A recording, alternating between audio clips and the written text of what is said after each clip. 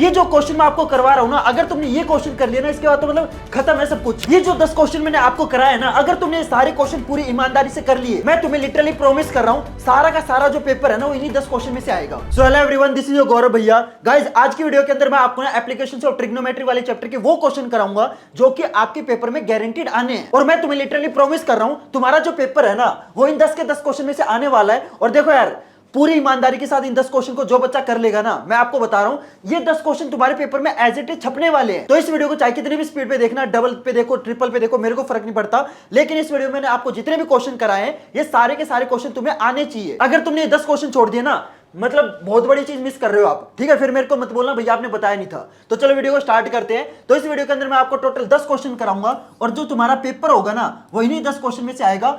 इन 10 question के अलावा तुम्हें और कुछ करने की जरूरत नहीं है। तो वीडियो को स्टार्ट करते हैं। तो सबसे पहला क्वेश्चन है, the angle of elevation of the top of A building from the foot of tower. Okay, तो देखो यहाँ पे ना एक बिल्डिंग, एक टावर है, तो ड्रॉ कर लेते हैं। तो देखो यहाँ पे ये मान लो ये टावर है, और ये मान लो आपकी बिल्डिंग है। Clear everyone? ठीक है। तो देखो यहाँ पे क्या बोला गया है, angle of elevation of the top of building. तो ये मेरा टावर है, T for tower, B for building, ठीक है। तो यहाँ पे देखो क्या बोला गया है, द टॉप ऑफ बिल्डिंग, यानी कि टावर के फुट से बिल्डिंग को देखा जा रहा है, यहां से बिल्डिंग के टॉप को देखा जा रहा है, ठीक है। और ये एंगल ऑफ एलिवेशन होगा, ऑब्वियस सी बात है। अगर आप कोई चीज नीचे से ऊपर देखोगे तो एंगल ऑफ एलिवेशन होगा। तो ये एंगल आपका कितना दे रखा है, ये एंगल आपका दे रखा है 30 डिग्री। ओके, ये आपका 30 डिग्री है। और आगे क्या बोला गया है, the angle of elevation of the top of tower from the foot of building is 45 degree. Okay, तो इस बार टावर के टॉप को बिल्डिंग के फुट से देखा गया है, तो इस बार एंगल ऑफ एलिवेशन कितना है, 45 डिग्री। ओके, देखो यार, ये जो आपका चैप्टर है ना, एप्लीकेशंस ऑफ ट्रिग्नोमेट्री वाला जो चैप्टर है, ये आपका पूरा का पूरा फिगर बेस्ड है। अगर आपने क्वेश्चन को समझ के फिगर अच्छे से बना ली ना, तो ये मान के चलो पूरा क्वेश्चन हो जाएगा। लेकिन अगर आपकी फिगर ही गलत बन गई ना, उसके बाद तो ये मान के चलो तुम्हारा आंसर गलत आना है, ये तो गारंटी है। तो आपको पूरे क्वेश्चन को ध्यान से समझना है, पढ़ना है, उसके बाद फिगर पे 2 मिनट लगा के पहले फिगर को अच्छे से ड्रॉ करना है। अगर आपकी फिगर सही है और आपको इस चैप्टर के बेसिक्स आते हैं, तो ये मान के चलो क्वेश्चन आपका हो जाएगा, ठीक है। आगे देखो क्या बोला गया है, टावर की हाइट दे रखी है आपकी 30 मीटर। तो ये जो टावर है ये आपका 30 मीटर लंबा है। ओके, आपको बिल्डिंग की हाइट निकालनी है, बहुत इजी क्वेश्चन है। तो एक काम करते हैं, नामकरण कर देते हैं, ठीक है। तो इस पॉइंट को मान लेते हैं T, इस पॉइंट को मान लेते हैं B, ये पॉइंट मान लेते हैं A, ये पॉइंट मान लेते हैं B नहीं सॉरी, इसको मान लेते हैं C, ठीक है। Okay, clear everyone? तो हमने नामकरण कर दिया। अब इस क्वेश्चन को करना कैसे, चलो बताता हूं। हाँ, तो देखो सबसे पहले यहां पे अगर आप एक चीज नोटिस करोगे, तो यहां पे आपको 2 ट्रायंगल दिख रहे होंगे। तो जब भी आपके 2 ट्रायंगल होते हैं, इसका मतलब क्या होता है कि दोनों ट्रायंगल में आपको अलग अलग ट्रिग्नोमेट्री रेशियो फाइंड आउट करनी है, राइट। तो देखो यहां पे जो टावर है ये क्या है, परपेंडिकुलर है। बिल्डिंग की हाइट जो है वो भी क्या है, परपेंडिकुलर है। तो यहां पे परपेंडिकुलर है, ये आपका बेस है। परपेंडिकुलर और बेस में मतलब कौन सी ट्रिग्नोमेट्री रेशियो लगती है, आपको पता होगा, टेंजेंट लगती है। देखो यार, मैं आपको ना इसको इस टाइप के क्वेश्चन को करने का एक शॉर्टकट ट्रिक बताता हूं। जब भी आपकी फिगर बन जाए, उसके बाद आपको सबसे पहले क्या चीज नोटिस करनी है, आपको ये नोटिस करना है, देखो इस चैप्टर में चाहे कितनी भी आपकी फिगर बने, हर फिगर के अंदर है ना एक चीज कॉमन होगी, 2 ट्रायंगल होंगे, और उन दोनों ट्रायंगल के अंदर एक साइड आपकी कॉमन होगी। अब देखो यहाँ पे आपको 2 ट्रायंगल दिख रहे हैं, ठीक है, लेकिन अगर आप नोटिस करोगे यहाँ पे दोनों ट्रायंगल में एक साइड आपकी कॉमन है। कौन सी साइड है, आपका बेस। ये जो AC है ये इस ट्रायंगल में भी आ रहा है, ये जो AC है ये आपके इस ट्रायंगल में भी आ रहा है। तो यहाँ पे जो आपका बेस है वो कॉमन है। तो जो चीज कॉमन होती है ना, वो आपको क्या करनी होती है, सबसे पहले आपको वो फाइंड आउट करनी है। तो यहाँ पे बेस कॉमन है, परपेंडिकुलर आपको गिवन है, ठीक है। बेस कॉमन है, परपेंडिकुलर गिवन है। परपेंडिकुलर और बेस वाली कौन सी ट्रिग्नोमेट्री रेशियो होती है, जल्दी बताओ, टेंजेंट होती है। तो यहाँ पे हम क्या करेंगे, दोनों ट्रायंगल के अंदर हम टेंजेंट लगाएंगे, ठीक है। तो टेंजेंट लगाते हैं। तो सबसे पहले ट्रायंगल लेते हैं, इन ट्रायंगल, कौन सा ट्रायंगल है, ACT, ठीक है, बड़ा ट्रायंगल लेते हैं। तो इस ट्रायंगल के अंदर ट्रिग्नोमेट्री रेशियो लगाएंगे। तो टेंजेंट, यहां पे देखो हम इस ट्रायंगल में रेशियो लगा रहे हैं, ठीक है। ये जो बड़ा ट्रायंगल है ना, तो इसका एंगल ये वाला लिया जाएगा, tangent 45 degree is equal to perpendicular by base. Perpendicular आपका देखो एंगल के सामने वाली साइड क्या होती है, परपेंडिकुलर होती है, 30 बाय बेस, बेस आपका AC है, ठीक है। टेंजेंट 45 कितना होता है, 1 होता है। तो 1 इधर से मल्टीप्लाई होगा, तो AC की वैल्यू आ गई आपकी 30। Clear everyone? तो आपका जो बेस है ये भी आपका 30 मीटर है। Clear everyone? इतना समझ में आया? ओके। अब देखो अब जो दूसरा ट्रायंगल है उसके अंदर भी ट्रिग्नोमेट्री रेशियो लगाएंगे, तो इन ट्रायंगल एबीसी, यहां पे ट्रिग्नोमेट्री रेशियो लगाएंगे तो टेंजेंट 30 लगेगा is equal to perpendicular by base. देखो इस ट्रायंगल में ये एंगल है, इस एंगल के सामने वाली साइड क्या होती है, परपेंडिकुलर होती है, तो बीसी आपका परपेंडिकुलर हो जाएगा बाय एसी। एसी आपका कितना है 30 है, ठीक है, यहां पे मैं एसी लिख देता हूं, ठीक है। टेंजेंट 30 कितना होता है बताओ, 1/√3 is equal to BC by AC. AC कितना है 30, क्रॉस मल्टीप्लाई कर दो तो ये हो जाएगा 30/√3 is equal to BC. Clear everyone. अब देखो आपको पता है डिनोमिनेटर के अंदर कभी भी रूट नहीं होता, तो इसको हमें क्या करना पड़ेगा, रैशनलाइज करना पड़ेगा। तो इसको मैं रैशनलाइज करता हूं, तो 30/√3 को रैशनलाइज करते हैं, तो √3 से मल्टीप्लाई, √3 से डिवाइड, तो 30√3 नीचे 3 हो जाएगा, इस 3 से कटेगा, तो 10√3 is the answer. Clear everyone. तो आपके बिल्डिंग की हाइट कितनी होगी, 10√3 मीटर। क्लियर एवरीवन, समझ में आया। तो आपने क्या किया, हमने इसमें क्या किया, हमने दोनों ट्रायंगल के अंदर टेंजेंट वाली जो रेशियो वो लगा दी, ठीक है। समझ में आया ये क्वेश्चन। कोई भी बच्चा ऐसा हो जिसको ये क्वेश्चन समझना आया तो मेरे को आप कमेंट में बता सकते हो। और हाँ, मैं आपको एक और चीज बता देता हूं, चलो ये क्वेश्चन तो हो गया, अगले क्वेश्चन पे चलते हैं। मैं आपको एक और चीज बता देता हूं, इस वीडियो के अंदर मैं आपको टोटल 10 क्वेश्चन कराऊंगा, ठीक है। तो आपको ऐसे रोबोट की तरह ये वीडियो देखनी नहीं है, क्योंकि मैं आपको मैथ के क्वेश्चन करा रहा हूं, तो आपको अपने हाथ से रफ नोटबुक पे आपको ये क्वेश्चन सोल्व करने का ट्राई भी करना है। अगर तुम इस वीडियो को बस देखोगे ना, तो मैं आपको बता रहा हूं, हो सकता है ये क्वेश्चन आपको समझ में आ जाए, क्योंकि मैं इतना बढ़िया पढ़ाता हूं, तो आपको एक बार तो समझ में आ जाएंगे। लेकिन देखो यार, जो मैथ है ना, ये एक ऐसा सब्जेक्ट है जो कि आपका प्रैक्टिस बेस्ड है। जब तक आप अपने इन हाथों से क्वेश्चन सोल्व नहीं करोगे ना, तब तक ये क्वेश्चन आपको एक बार तो समझ में आ जाएंगे, लेकिन अगर यही क्वेश्चन आपके पेपर में आ गए ना, तो आप सोल्व नहीं कर पाओगे। तो तुम्हें अभी करना क्या है, देखो इस वीडियो के अंदर मैं आपको टोटल 10 क्वेश्चन करवाने वाला हूं। तो अभी तुम्हें क्या करना है, जैसे मैं ये अगला क्वेश्चन करवा रहा हूं, तो तुम्हें अभी वीडियो को पॉज करना है, ठीक है। अपनी रफ नोटबुक में इस क्वेश्चन को सोल्व करने का ट्राई करना है, और जब आपका ये क्वेश्चन सोल्व हो जाए, देखो ट्राई जरूर करना है, चाहे आपसे क्वेश्चन हो चाहे ना हो, आप एटलीस्ट ट्राई करो। क्योंकि देखो यार, क्या होता है ना, अगर आप ये सोचते रहोगे ना कि यार मेरे से नहीं होगा, मेरे से नहीं होगा, तो फिर वो कभी नहीं होने वाला। तो आपको क्या करना है, इस वीडियो को देखना है, ट्राई करना है, ठीक है। वीडियो को पॉज करो, क्वेश्चन को पढ़ो, क्वेश्चन सोल्व करने का ट्राई करो। अगर आपसे सोल्व होता है तो भी कमेंट में लिखना है कि भैया मेरे से क्वेश्चन सोल्व हो गया। अगर आपसे सोल्व नहीं होता है तो भी आपको मेरे को बताना है। देखो, जब तक आप अपनी सच्चाई एक्सेप्ट नहीं करोगे ना कि भाई आपको कितना आता है, तब तक आप ग्रो नहीं कर पाओगे, तब तक आप इंप्रूव नहीं कर पाओगे। समझ रहे हो मेरी बात। तो आपको क्या करना है, हर क्वेश्चन को सोल्व करने का ट्राई करना है। अगर आपसे हो जाए अच्छी बात है, वो भी आपको मेरे को कमेंट में बताना है कि भैया जो सेकंड क्वेश्चन था ये मेरा हो गया, ठीक है, ये मेरे को आता था या मेरा हो गया, बताना है। अगर आपसे नहीं हो तो भी आपको मेरे को बताना है कि भैया ये जो सेकंड क्वेश्चन था ना, इसमें मैं इस वाले स्टेप पे अटक गया, या ये वाला स्टेप मेरे को नहीं आता, या मेरी कैलकुलेशन मिस्टेक हो गई। जो भी चीज होती है वो आपको कमेंट में लिखना है। जब तक आप कमेंट में लिखोगे नहीं ना, तब तक आपको चीजें समझ नहीं आएंगी। समझ रहे हो, ये मैं अपने एक्सपीरियंस के बेसिस पे बता रहा हूं। प्लीज मेरी बात को एक बार ट्राई करके देखो यार, एक बार आप कमेंट में लिख के तो देखो। मैं आपको बता रहा हूं, आपको मतलब खुद इंप्रूवमेंट फील होगा, ठीक है। तो आपको क्वेश्चन वाइज मेरे को बताना है कि भाई ये क्वेश्चन मेरे को आता था, ये मेरे को नहीं आता था, ये मेरा क्वेश्चन यहाँ पे गलत हो गया, जो भी हो गया।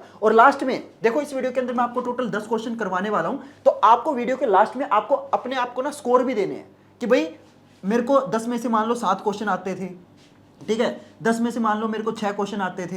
तो जितने भी क्वेश्चन आपके करेक्ट थे ना, आपको उतने नंबर खुद को देने भी है, ठीक है। और जो आपका स्कोर कार्ड होगा, जितने भी आपके स्कोर आएंगे, जितने भी नंबर आपके आएंगे, वो आपको कमेंट में मेरे को बताना है कि भैया मेरे 10 में से 7 नंबर आए, ठीक है, और मेरे मान लो 5 नंबर आए। जितने भी आए, चाहे आपका 1 नंबर आए चाहे 0 आए, जितने भी आए आपको कमेंट में बताना जरूर है, ठीक है। चलो अगले क्वेश्चन पे चलते हैं।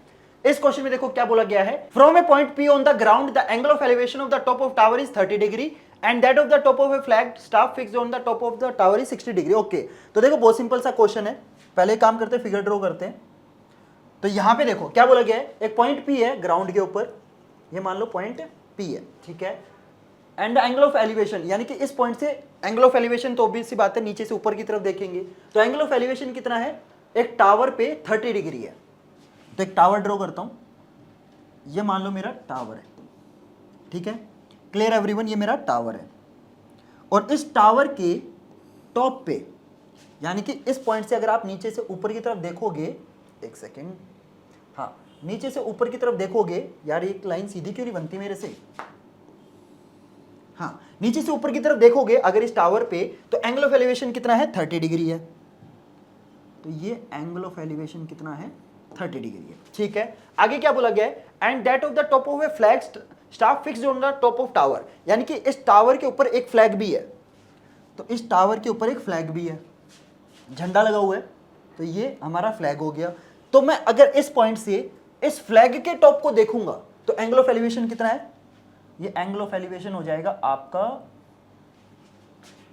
60 डिग्री, ठीक है, क्लियर। तो ये एंगल जो बड़ा एंगल है ये आपका 60 डिग्री है। क्लियर है एवरीवन, समझ में आया, ठीक है।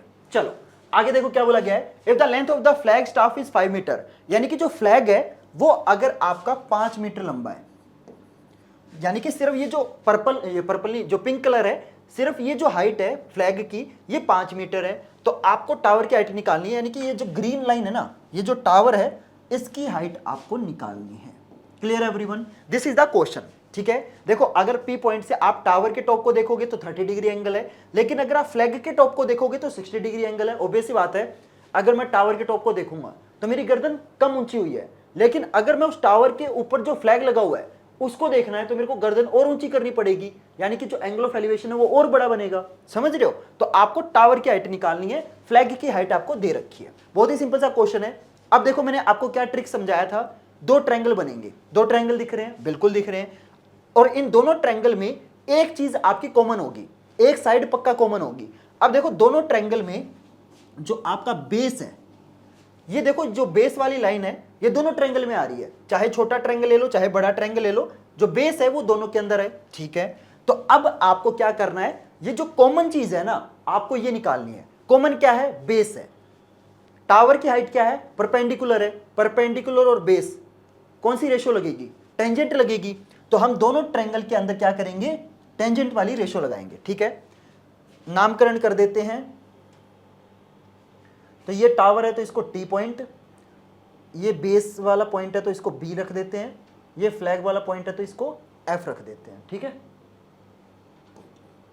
क्लियर एवरीवन, इसको काम करते हैं बी की जगह ए रख देते हैं, ठीक है। क्लियर एवरीवन, समझ में आया,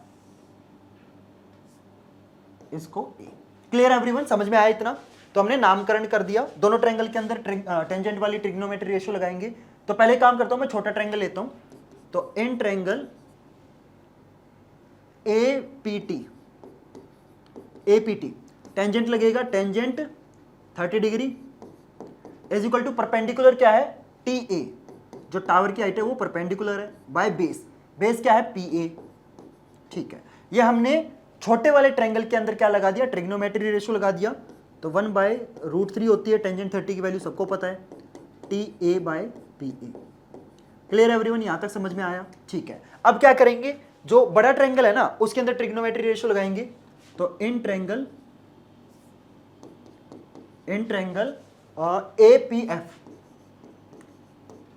एपीएफ के अंदर ट्रिग्नोमेट्री रेशियो लगाएंगे। तो यहां पे देखो टेंजेंट 60 डिग्री आएगा, क्योंकि बड़ा ट्रायंगल तो बड़ा एंगल आएगा, ऑब्वियस सी बात है, इज इक्वल टू, इस बार देखो परपेंडिकुलर क्या है, ये बड़ा एंगल है, तो इस बड़े एंगल के सामने बड़ी वाली साइड ली जाएगी, राइट। तो बड़ी साइड यहां से लेके यहां तक है, समझ रहे हो मेरी बात, यहां से लेके यहां तक है, एफ से लेके ए तक है, तो यहां पे परपेंडिकुलर ए एफ आएगा, ठीक है, बाय बेस। बेस आपका ऑब्वियस बात है दोनों ट्रायंगल के अंदर कॉमन है, तो बेस आपका क्या आएगा, पी ए आएगा, ठीक है। यहां तक समझ में आया, ओके। टेंजेंट 60 कितना होता है, √3 इज इक्वल टू, यहां पे थोड़ा सा आपको दिमाग लगाना है, ए एफ, ए से लेके एफ तक, ये जो ए एफ है ये दो चीजों को मिला के बना है, टावर को और फ्लैग को। जब टावर और फ्लैग को आप दोनों को जोड़ दोगे तभी तो आपका ए एफ बनेगा ना। तो यानी कि ए एफ क्या है, टावर की हाइट प्लस फ्लैग की हाइट है। टावर की हाइट कितनी है 80, फ्लैग की हाइट कितनी है टी एफ। क्लियर है एवरीवन, टी एफ, ठीक है, समझ में आया। तो हमने क्या किया, देखो जो ए एफ है वो 80 और टी एफ इन दोनों को मैं ऐड कर दूंगा तो ए एफ बन जाएगा, ओके, डिवाइडेड बाय बेस आपका सेम रहेगा पी ए। यहां तक किसी भी बच्चे को कोई डाउट हो तो बताओ, मेरे ख्याल से यहां तक आपको कोई भी डाउट नहीं होगी। ठीक है, चलो आगे कैसे करेंगे। अब हमें निकालना क्या है, टी ए निकालना है, राइट। टी ए कैसे निकलेगा, यहाँ पे 80 लिखा हुआ है, तो मैं एक काम कर सकता हूँ, इस 80 को मैं टी ए लिख सकता हूँ ना, बिल्कुल लिख सकता हूँ। तो 80 को मैं यहाँ पे टी ए लिख देता हूँ। ठीक है, देखो चाहे 80 बोलो चाहे टी ए बोलो एक ही बात है। अब देखो टी ए इसके अंदर भी है, टी ए इसके अंदर भी है, हमें टी ए ही निकालना है, तो कैसे निकलेगा। अब देखो यहाँ पे ना काफ़ी चीज़ें हैं, राइट, यहाँ पे काफ़ी 3 चीज़ें हैं, यहाँ पे 2 चीज़ें हैं, तो हम क्या कर सकते हैं बताओ, थोड़ा दिमाग लगाओ। यहाँ पे जो बच्चा दिमाग लगाएगा मैं ये मानूंगा उसको थोड़ा बहुत बेसिक्स आता है, क्योंकि ये बहुत ही बेसिक चीज़ करवा रहा हूँ मैं। ठीक है, अब थोड़ा दिमाग लगाओ, इससे आगे आपका ये क्वेश्चन कैसे सोल्व होगा। यस, तुमने बिल्कुल सही बताया। यहाँ पे हम क्या करेंगे, क्रॉस मल्टीप्लाई करेंगे। तो यहाँ पे मैं क्रॉस मल्टीप्लाई करता हूँ, तो क्रॉस मल्टीप्लाई करके मेरी पी ए की वैल्यू आ जाएगी, बिल्कुल आ जाएगी। तो यहाँ से देखो पी ए कितना हो जाएगा, √3 टी ए। क्लियर, यहाँ तो कोई डाउट। तो मैंने बस क्या किया है, क्रॉस मल्टीप्लाई किया है, क्रॉस मल्टीप्लाई करके मेरे पी ए की वैल्यू कितनी आ गई, √3 टी ए आ गई। ठीक है, अब देखो टी एफ कितना है, फ्लैग की हाइट तो आपको क्वेश्चन में गिवन थी, तो यहाँ पे टी एफ की जगह मैं 5 लिख सकता हूँ, बिल्कुल लिख सकता हूँ, क्योंकि फ्लैग की हाइट आपको ऑलरेडी गिवन है। ठीक है, क्लियर एवरीवन, यहाँ तक कोई डाउट, कोई डाउट नहीं। अब देखो ये जो पी ए है इसकी वैल्यू मैं यहाँ पे रख सकता हूँ, बिल्कुल रख सकता हूँ, पी ए की वैल्यू मैं यहाँ पे रख दूंगा। तो पी ए की वैल्यू कितनी है, √3 टी ए है, तो यहाँ पे मैं √3 टी ए रख दिया। क्लियर, अब देखो यार ये जो पूरी इक्वेशन है इसके अंदर सिर्फ आपको टी ए दिख रहा है, इस टी ए के अलावा कुछ और दिख रहा है, नहीं दिख रहा है ना। तो यहाँ पे अगर हम इसको सोल्व करेंगे तो टी ए की वैल्यू आ जाएगी, बिल्कुल आ जाएगी। तो इसको सोल्व करके मैं अब क्या निकालूंगा, टी ए की वैल्यू निकालूंगा। ठीक है, तो मैं इसको इरेज कर दूं, ओके, कोई डाउट नहीं है।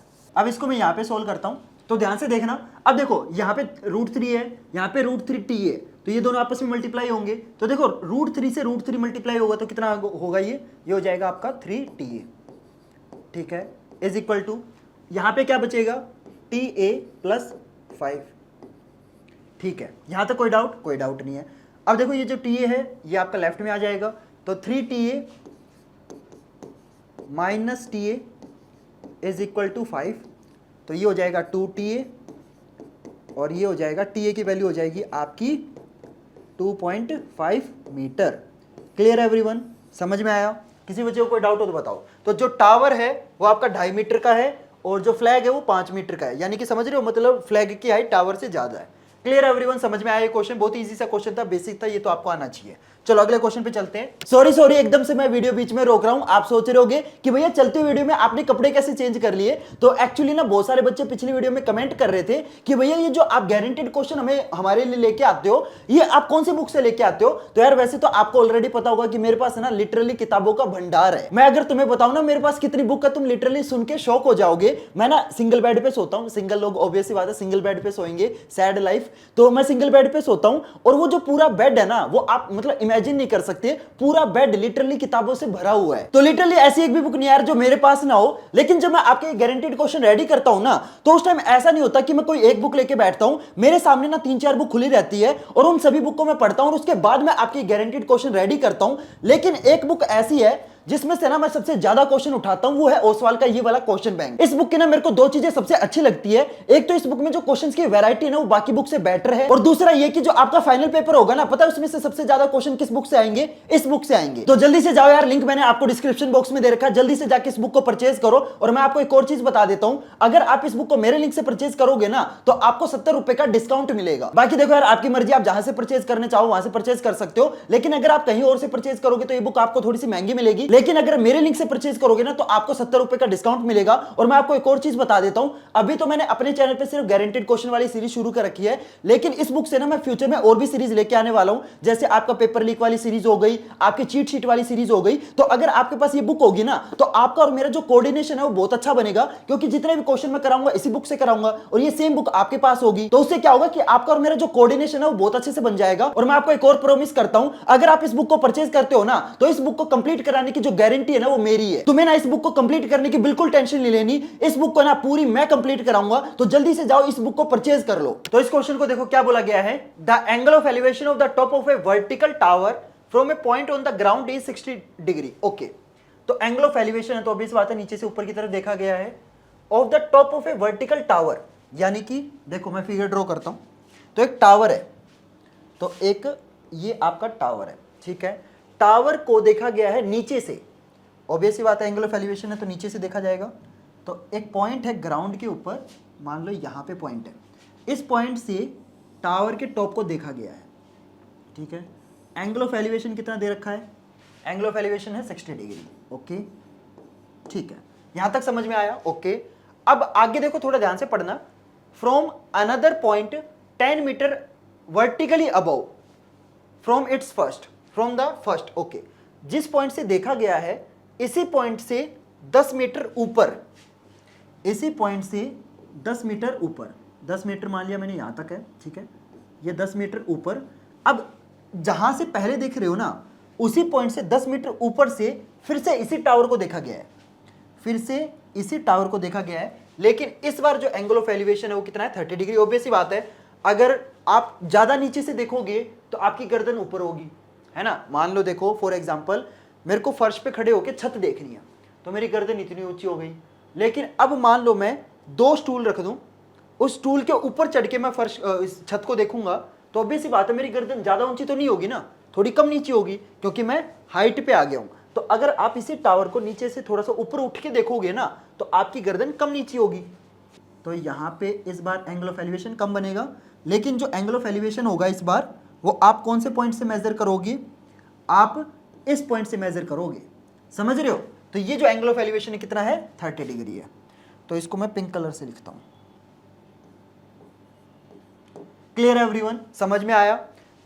येलो क्या है, टावर है, ठीक है। 60 डिग्री जो व्हाइट वाला एंगल है ये नीचे से है, पिंक वाला जो एंगल है वो थोड़ा सा हाइट पे से है, 10 मीटर हाइट ऊपर उठ के आप इसको देख रहे हो। आपको टावर की हाइट निकालनी, बहुत इजी सा क्वेश्चन है। अब देखो, मैंने आपको क्या चीज बताई थी, सबसे पहले आपको क्या करना है, 2 ट्रायंगल देखने हैं, एक ऊपर वाला ट्रायंगल दिख रहा है, एक नीचे वाला ट्रायंगल दिख रहा है। दोनों ट्रायंगल में क्या होगा, दोनों ट्रायंगल में एक चीज आपकी कॉमन होगी। अब इसमें ना थोड़ा सा ट्रिक है, थोड़ा सा ध्यान से देखना। अगर आप पकड़ गए ना चीज, तो ये मान के चलो आप इस चैप्टर के किसी भी क्वेश्चन में कभी भी नहीं अटकोगे। ये लंबाई, ये जो लंबाई है और ये जो लंबाई है, दोनों ट्रायंगल के अंदर सेम है, इनकी वैल्यू सेम है, क्योंकि यहां से और यहां से दोनों का जो गैप है वो सेम है, चाहे ऊपर से देखो चाहे नीचे से देखो, गैप सेम है। यानी कि ये जो लाइन है ना, ये जो मतलब इस पॉइंट के और टावर के बीच में जो डिस्टेंस है, ये क्या है, ये आपका कॉमन है। अब मैं काम करता हूं, नामकरण कर देता हूं। तो ये टावर है तो इसको टी रख देते हैं, ये ए, ये बी, ये आपका सी, ये आपका डी, ठीक है। तो दोनों ट्रायंगल के अंदर क्या लगाएंगे, टेंजेंट लगाएंगे, ऑब्वियस सी बात है। टेंजेंट लगाएंगे क्या, देखो परपेंडिकुलर आपको निकालना है, बेस आपका कॉमन है तो टेंजेंट ही लगाएंगे। तो टेंजेंट लगाते हैं। तो देखो यार, इस चैप्टर में ना ज्यादातर आपका टेंजेंट ही लगता है, ये मैंने नोटिस किया है। तो टेंजेंट वाली रेशियो लगाएंगे। तो पहले एक काम करते हैं, कौन सा ट्रायंगल है, एन ट्रायंगल, पहले ट्रायंगल ले लेते हैं, नीचे वाला ले लेते हैं, बड़े वाला, ए बी टी, ठीक है।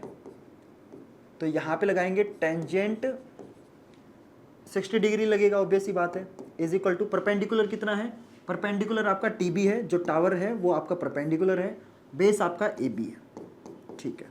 एक चीज और मैं आपको बता देता हूं जो आगे काम आएगी, आपका जो ए बी है वो आपका इक्वल है सी डी के। ये बहुत इंपॉर्टेंट चीज है, जो आपका ए बी है, ये जो है और ये जो है, इन दोनों की वैल्यू सेम है। ए बी और सी डी जो है वो आपका इक्वल आएगा, ऑब्वियस सी बात है, ठीक है, क्योंकि आप वर्टिकली ऊपर जा रहे हो ना, आप 90 डिग्री का एंगल बना रहे हो, तो आप इसका और इसका डिस्टेंस आपका चेंज ही नहीं हो रहा, समझ रहे हो मेरी बात। तो ए बी और सी डी इक्वल है, ठीक है। ये हो गया आपका पहला ट्रायंगल, बड़े वाला। इसके अंदर टेंजेंट 60 कितना होता है, √3 is equal to T B by में ए बी। Clear everyone. और क्रॉस मल्टीप्लाई करेंगे तो √3 ए बी आएगा, √3 A B is equal to T B. Clear everyone, समझ में आई बात। तो हमने क्या किया, बड़े ट्रायंगल के अंदर हमने ट्रिग्नोमेट्री रेशियो लगाई है, सिंपल। चलो अब दूसरा ट्रायंगल लेंगे। दूसरा ट्रायंगल कौन सा है, ऊपर वाला, ये वाला, ठीक है। एक काम करता हूं मैं ना, इसको थोड़ा सा उधर लिख लेता हूं, that A B is equal to C D, ठीक है, क्योंकि ये चीज हमारी काम आने वाली है। चलो यहां पे हम दूसरे ट्रायंगल के अंदर ट्रिग्नोमेट्री रेशियो लगाएंगे। तो इन ट्रायंगल, कौन सा ट्रायंगल है, अब ऊपर वाला लेंगे, तो सी डी टी, ठीक है। तो इसमें भी देखो टेंजेंट ही लगेगा, ऑब्वियस सी बात है। Tangent 30 degree is equal to perpendicular, इस एंगल के सामने टीसी है। बहुत सारे बच्चे ना टीबी ले लेंगे, वो गलत हो जाएगा। ये एंगल है, इसके सामने वाली साइड परपेंडिकुलर होती है, सबसे लंबी वाली साइड हाइपोटेन्यूज होती है, सामने वाली साइड परपेंडिकुलर होती है, और जो साइड बच जाती है वो आपका बेस होती है। इतना तो बेसिक तो आपको आते होंगे ना, मेरे से पढ़े हो तो बेसिक तो आते होंगे। ठीक है, चलो tangent 30 is equal to TC by में CD। ठीक है, बेस आएगा, बेस इसका CD है। टेंजेंट 30 कितना होता है 1/√3। TC कितना है, TC आपको पता नहीं है, ठीक है, TC आपको पता नहीं है, ओके।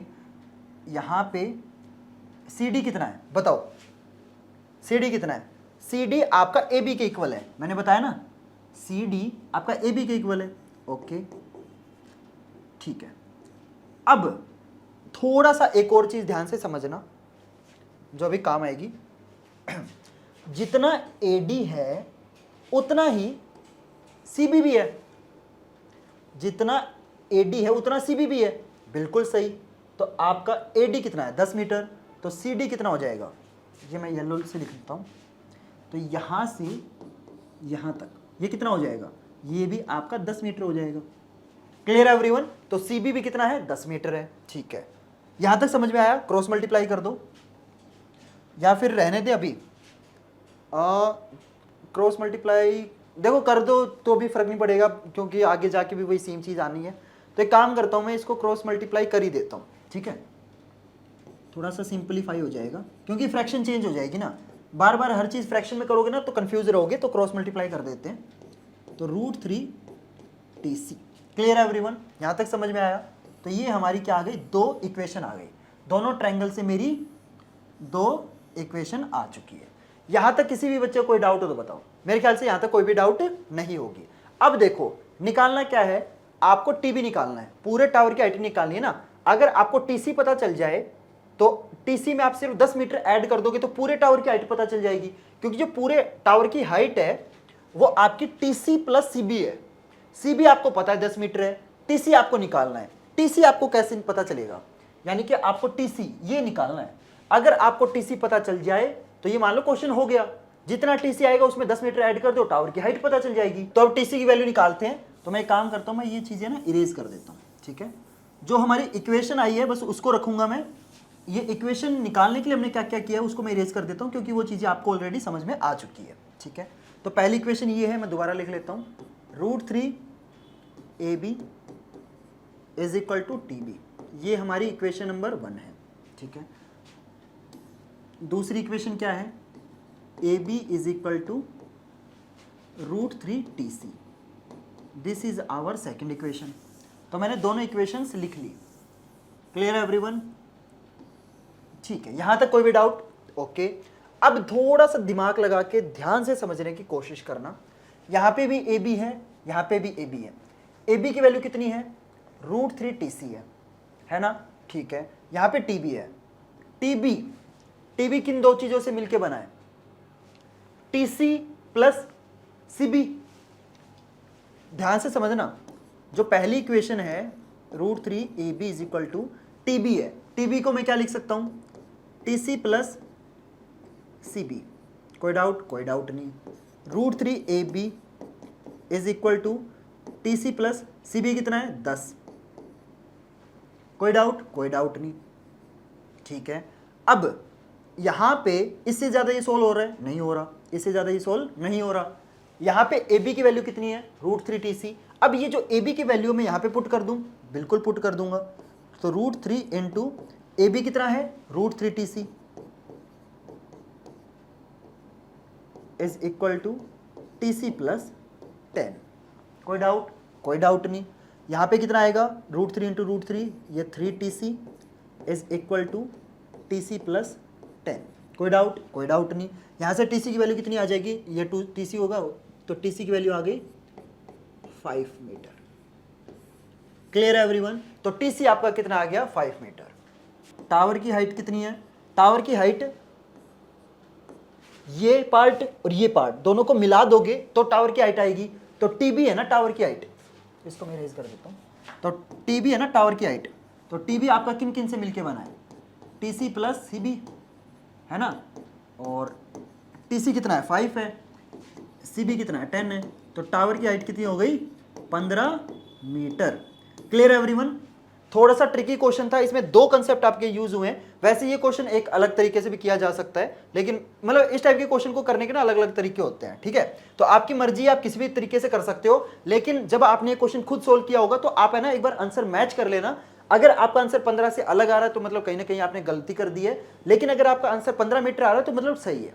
Clear everyone. तो यहाँ पे दो कंसेप्ट आपके यूज हुए थे, दैट एक चीज ये और ये, इन दोनों की वैल्यू क्या है, इक्वल है, ठीक है। एक चीज ये यूज हुई थी, दूसरी चीज ये डिस्टेंस और ये डिस्टेंस, इन दोनों की वैल्यू क्या है, इन दोनों की वैल्यू भी सेम है। Clear everyone. ये दो कंसेप्ट इसके अंदर यूज हुए थे, इसके अलावा ये क्वेश्चन कुछ भी नहीं है। तो होप करता हूं आपको ये क्वेश्चन समझ में आ गया होगा। चलो अगले क्वेश्चन पे चलते हैं।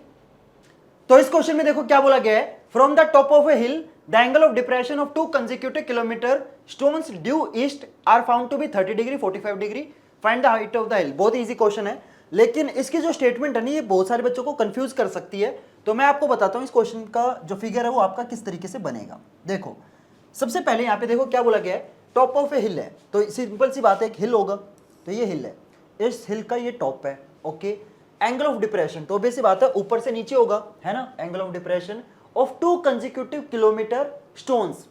तो यहां पे क्या बोला गया है कि 2 स्टोन है, और जो स्टोन है ना उन दोनों स्टोन के बीच में जो डिस्टेंस है वो आपका 1 किलोमीटर का है, ओके। तो यहां पे मान लो मेरे 2 पत्थर है, एक पत्थर यहां पे है, एक पत्थर यहां पे, ठीक है। दोनों पत्थर में जो डिस्टेंस है वो कितना है आपका 1 किलोमीटर का है, 1 किलोमीटर का, ओके। अब देखो एंगल ऑफ डिप्रेशन है, यानी कि आप इस हिल के टॉप से इन दोनों पत्थर को देखते हो। तो मैं इसको इससे बना देता हूं, इस कलर से। तो एक एंगल ऑफ डिप्रेशन ऑब्वियस सी बात है ये वाला होगा, ठीक है। दूसरा एंगल ऑफ डिप्रेशन ऑब्वियस सी बात है ये होगा, है ना। अब देखो यहां पे आपको पता होना चाहिए कौन सा एंगल बड़ा होता है कौन सा छोटा होता है। तो जो चीज पास वाली होगी, देखो एंगल ऑफ डिप्रेशन होता क्या है आपका, यहां से एंगल ऑफ डिप्रेशन काउंट होता है, एक होगा ये, दूसरा होगा ये, ठीक है। 2 एंगल ऑफ डिप्रेशन होंगे, एक 30 डिग्री एक 45 डिग्री है, तो ऑब्वियस सी बात है ये एंगल 30 डिग्री है और ये एंगल 45 डिग्री है, ठीक है। इतना पता चला, ओके। नीचे मैं ग्राउंड ड्रॉ कर देता हूँ। Clear. This is how the figure will be made. आपको हिल की हाइट निकालनी है, बहुत ईजी सा क्वेश्चन है। तो देखो इसको मान लो h, ठीक है, इसको मान लो a, इसको मान लो b, इसको मान लो c। Clear everyone.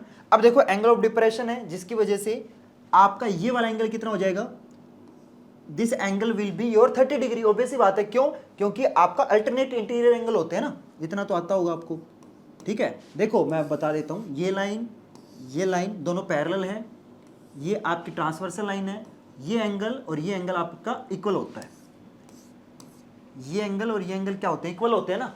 तो वही चीज तो है यहाँ पे, ठीक है। तो alternate interior angles will be equal. Clear everyone. ये एंगल कितना हो जाएगा 45 डिग्री। वैसे आपको पता भी होगा कि जो पॉइंट पास में होता है ना वो एंगल हमेशा बड़ा होता है। अगर कोई यहाँ पे होता ये एंगल 45 डिग्री से भी बड़ा होगा, राइट, इतना तो आपको पता होगा। अगर कोई एंगल यहाँ पे है तो ये एंगल 30 डिग्री से कम होगा क्योंकि छोटा होता जाता है, ठीक है।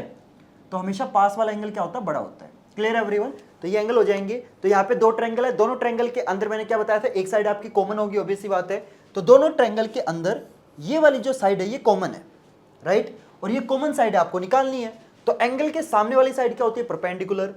ये बेस है, क्योंकि बेस में आपकी एक चीज गिवन है, ये 1 किलोमीटर आपका गिवन है, ठीक है। हाइपोटेन्यूज थोड़ी ना गिवन है आपको, राइट। तो आपको परपेंडिकुलर निकालना है, बेस में आपकी एक चीज गिवन है, तो परपेंडिकुलर और बेस की बात हो रही है, यानी कि टेंजेंट वाली ट्रिग्नोमेट्री रेशो लगेगी।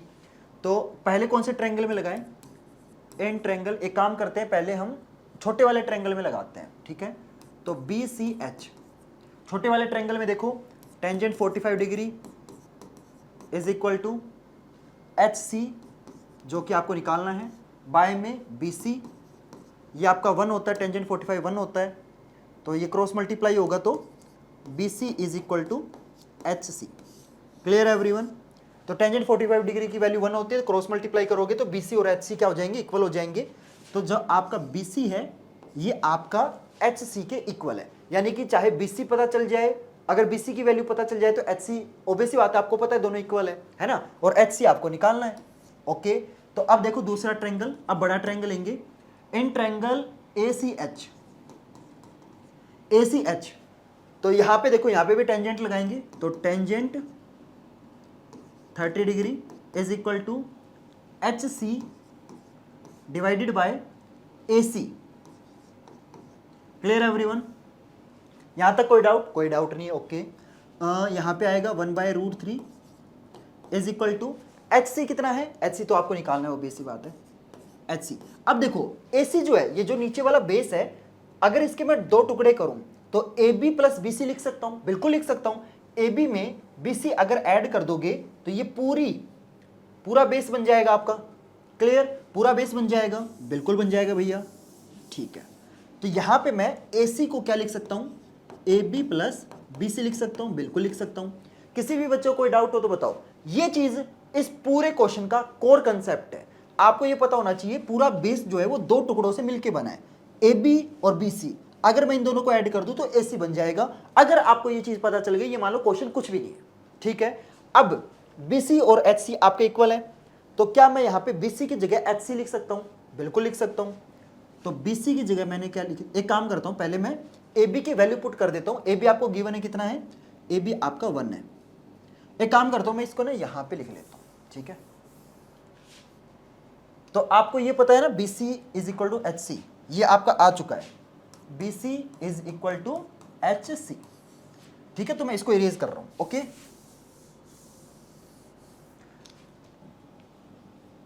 हाँ, इसको यहां पे सोल्व करेंगे। तो देखो यहां पे क्या है, 1/√3 is equal to H C divided by A B कितना है, 1 है, और बी सी को मैं क्या लिख सकता हूं, बी सी को मैं एच सी लिख सकता हूं, बिल्कुल लिख सकता हूं। अब क्रॉस मल्टीप्लाई कर देंगे, तो 1 plus H C is equal to √3 H C.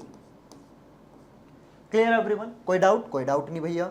अब एक काम करो, एच सी को उधर भेज दो, एच सी को उधर भेज दो, लेफ्ट में 1 बचेगा, is equal to √3 H C minus H C. अब यहां से एच सी कॉमन ले लेंगे, 1 is equal to H C √3 minus 1, ठीक है। अब यहां से एच सी की वैल्यू निकालेंगे। आपको क्वेश्चन में एच सी निकालना है ना, आपको हिल की हाइट निकालनी है, राइट। तो यहां पे अब क्या करेंगे, एच सी की वैल्यू निकालेंगे। ये देखो जो √3 माइनस 1 है, ये ब्रैकेट में है, यानी कि ये एच सी के साथ मल्टीप्लाई है, तो उधर जाएगा तो डिवाइड हो जाएगा। तो 1/√3, एक सेकेंड यार, मेरे से ना ऐसे करके लिखा नहीं जाता, ठीक है। तो 1/√3 माइनस 1 इज इक्वल टू, इधर एच सी बचेगा, बस एच सी की वैल्यू आ गई। क्लियर है एवरीवन? क्वेश्चन हो गया खत्म। तो अब नहीं, क्वेश्चन खत्म नहीं हुआ है। देखो यहां पे डिनोमिनेटर में रूट है, तो मैंने आपको क्या बताया था, डिनोमिनेटर में रूट होता है तो क्या करते हैं, रैशनलाइज करते हैं। तो अब इसको रैशनलाइज करेंगे, तो अब हम इसको क्या करेंगे, रैशनलाइज करेंगे।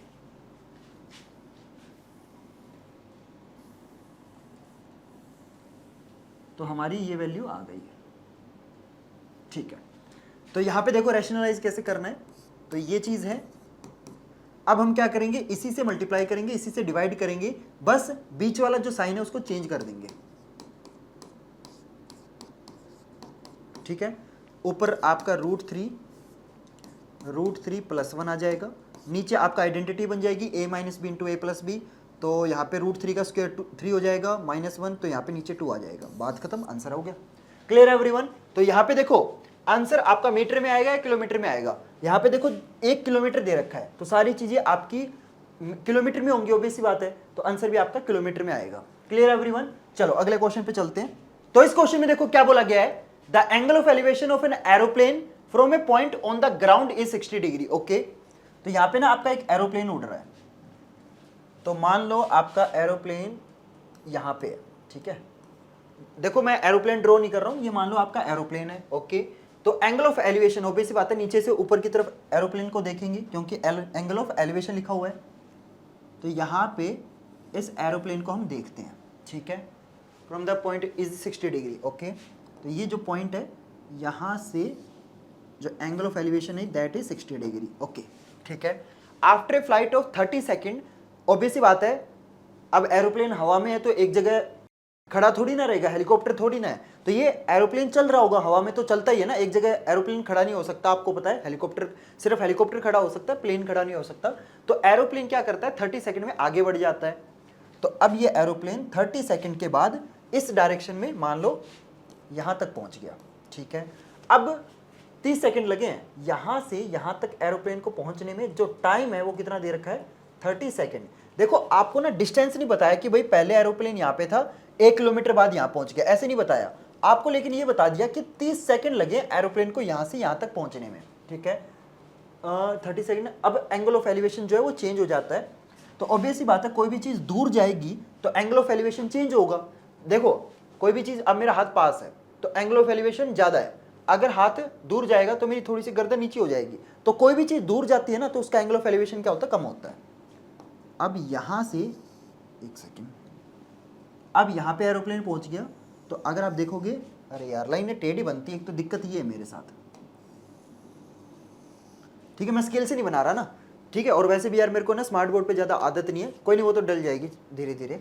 तो अब एंगल ऑफ एलिवेशन देखो, एंगल कम हो गया, तो अब एंगल ऑफ एलिवेशन कितना है, 30 डिग्री। तो 30 सेकंड बाद जो एंगल ऑफ एलिवेशन है वो 30 डिग्री कम हो गया, ठीक है। अब ये मत दिमाग लगा लेना आपकी 1 सेकंड में 1 डिग्री कम हो रहा है, ऐसा कुछ लॉजिक नहीं है, ये तो बस इत्तेफाक की बात है कि भाई 30 सेकंड में 30 डिग्री एंगल ऑफ एलिवेशन हो गया है। If the aeroplane is flying eight a constant height, कि भाई एरोप्लेन है ना एक कांस्टेंट हाइट पे है, मतलब एरोप्लेन आगे जा रहा है, ऊपर नीचे नहीं हो रहा, ठीक है, मतलब एक ही हाइट पे उड़ रहा है, हाँ बस आगे बढ़ रहा है, वो एक डायरेक्शन में आगे जा रहा है, लेकिन उसकी जो हाइट है वो कांस्टेंट है, मतलब हाइट में चेंज नहीं है। यानी कि यहां पे जो एरोप्लेन की हाइट होगी वही सेम हाइट यहां पे होगी, ठीक है, मतलब एरोप्लेन की हाइट में कोई भी चेंज नहीं है। इतना समझ में आया? ओके।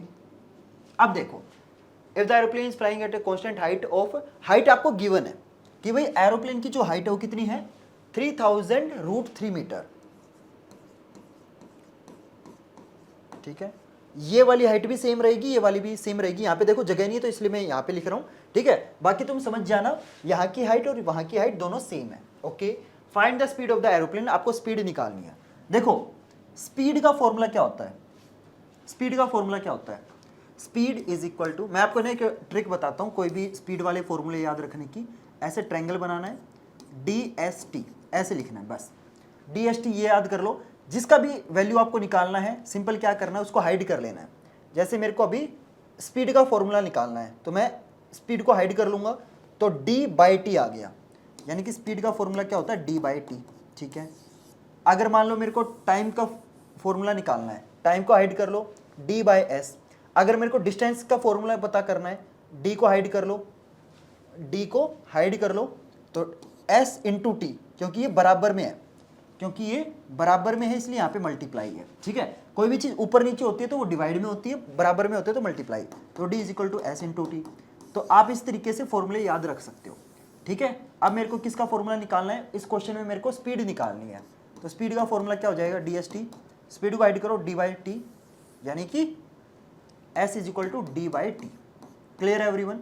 किसी भी बच्चे को कोई डाउट हो तो बताओ, समझ में आया? तो आपको डिस्टेंस और टाइम पता चल जाए तो आप इजीली स्पीड निकाल सकते हो, बिल्कुल निकाल सकते हैं। तो टाइम देखो, अब स्पीड कैसे निकालोगे, यहां का टाइम पता है, देखो जितना डिस्टेंस ये है उतना ही डिस्टेंस आपका यहां से यहां तक होगा, उतना ही डिस्टेंस यहां से यहां तक होगा। Clear everyone? तो यहां से पहुंचने में प्लेन को 30 सेकंड लगे, तो कोई भी पॉइंट को यहां से यहां तक पहुंचने में भी 30 सेकंड लगेंगे। ऑब्वियस बात है ना।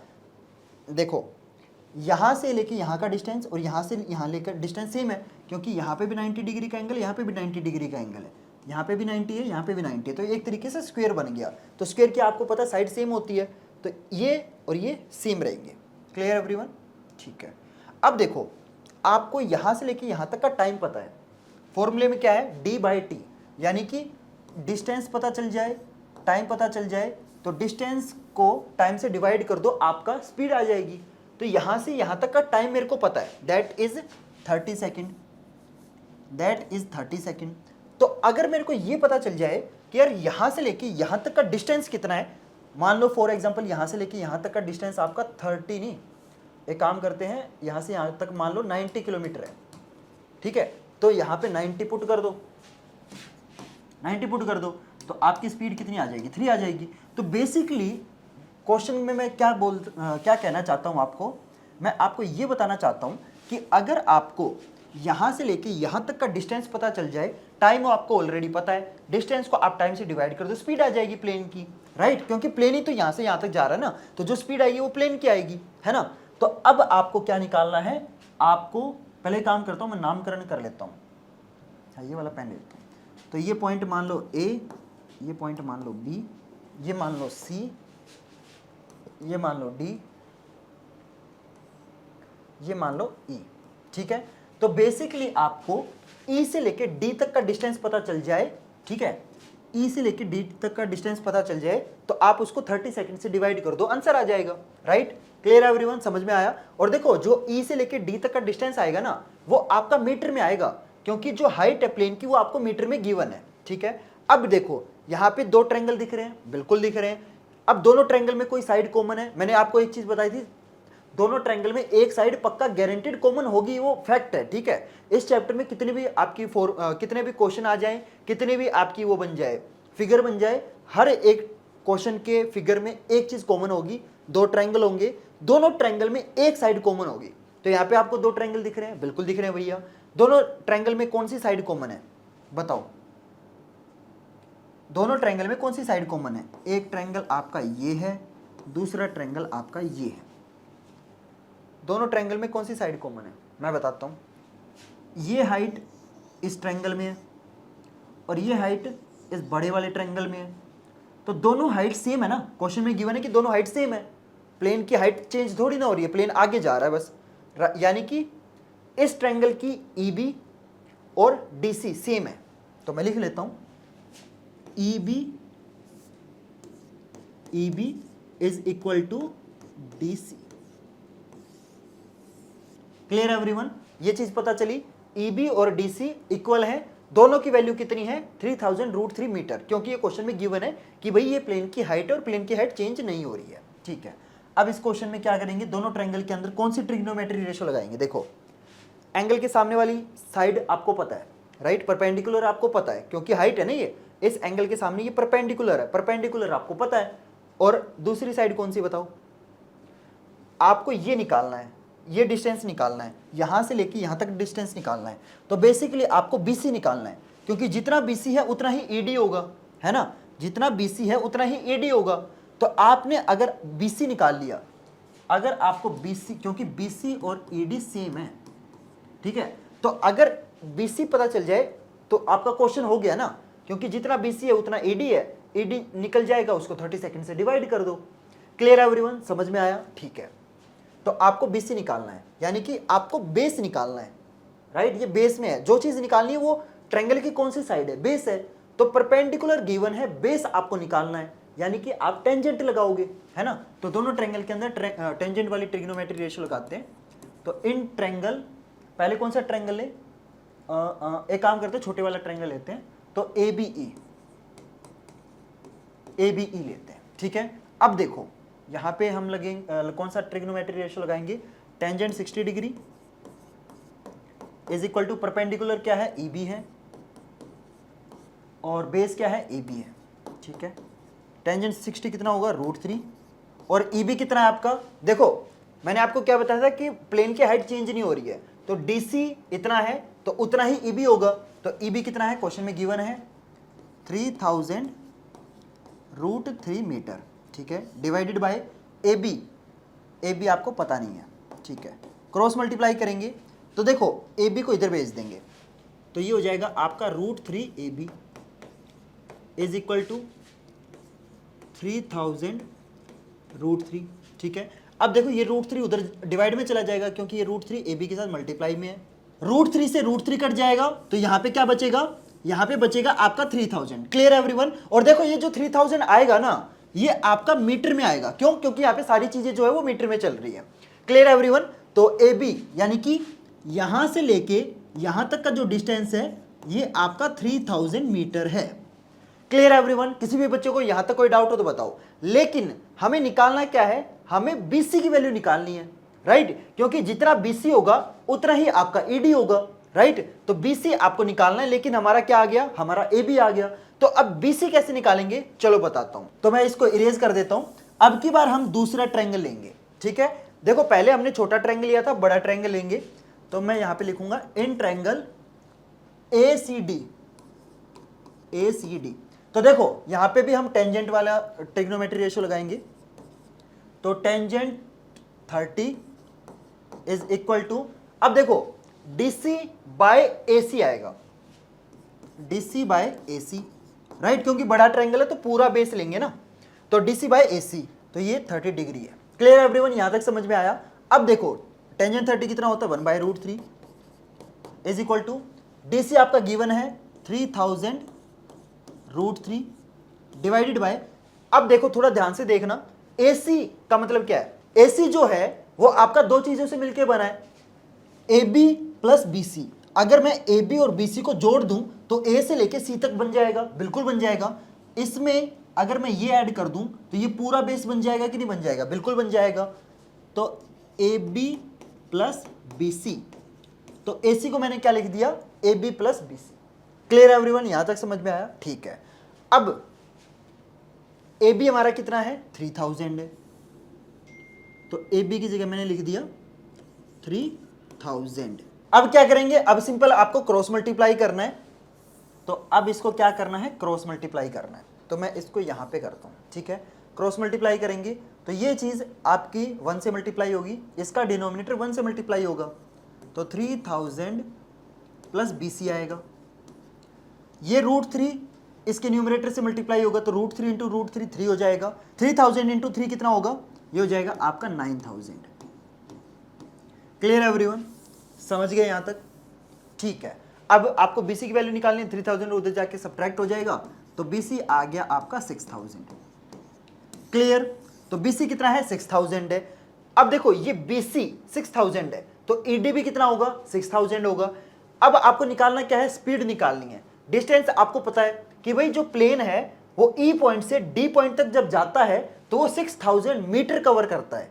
अब जो स्पीड है वो आपको मीटर पर सेकंड में निकालनी है, तो इसको हम किलोमीटर में चेंज नहीं करेंगे। यानी कि जो प्लेन है वो 30 सेकंड में 6000 मीटर कवर करता है। डिस्टेंस बाय टाइम कर दो, तो speed is equal to distance by time. Distance आपका कितना है, 6000 मीटर। ठीक है, बहुत सारे बच्चे क्या करेंगे, 6000 मीटर को ना किलोमीटर में चेंज कर देंगे, 6 किलोमीटर आ जाएगा। लेकिन वो जो स्पीड निकलेगी ना वो आपके किलोमीटर पर सेकंड में निकलेगी।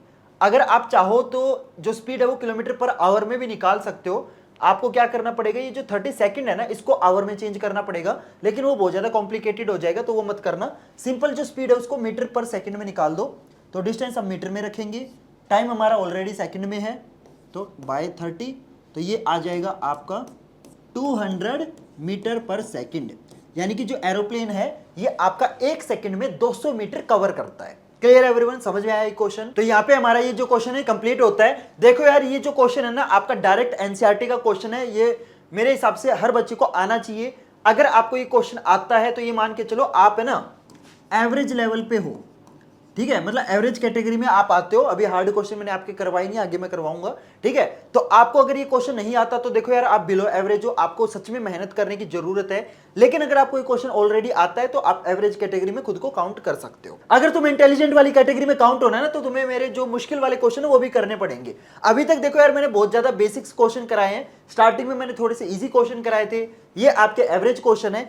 अब जो हमारे हार्ड क्वेश्चन है वो स्टार्ट होंगे। तो मेरा जो पहला हार्ड क्वेश्चन है वो आपकी कंप्यूटर स्क्रीन पे देवी और सज्जनों ये रहा।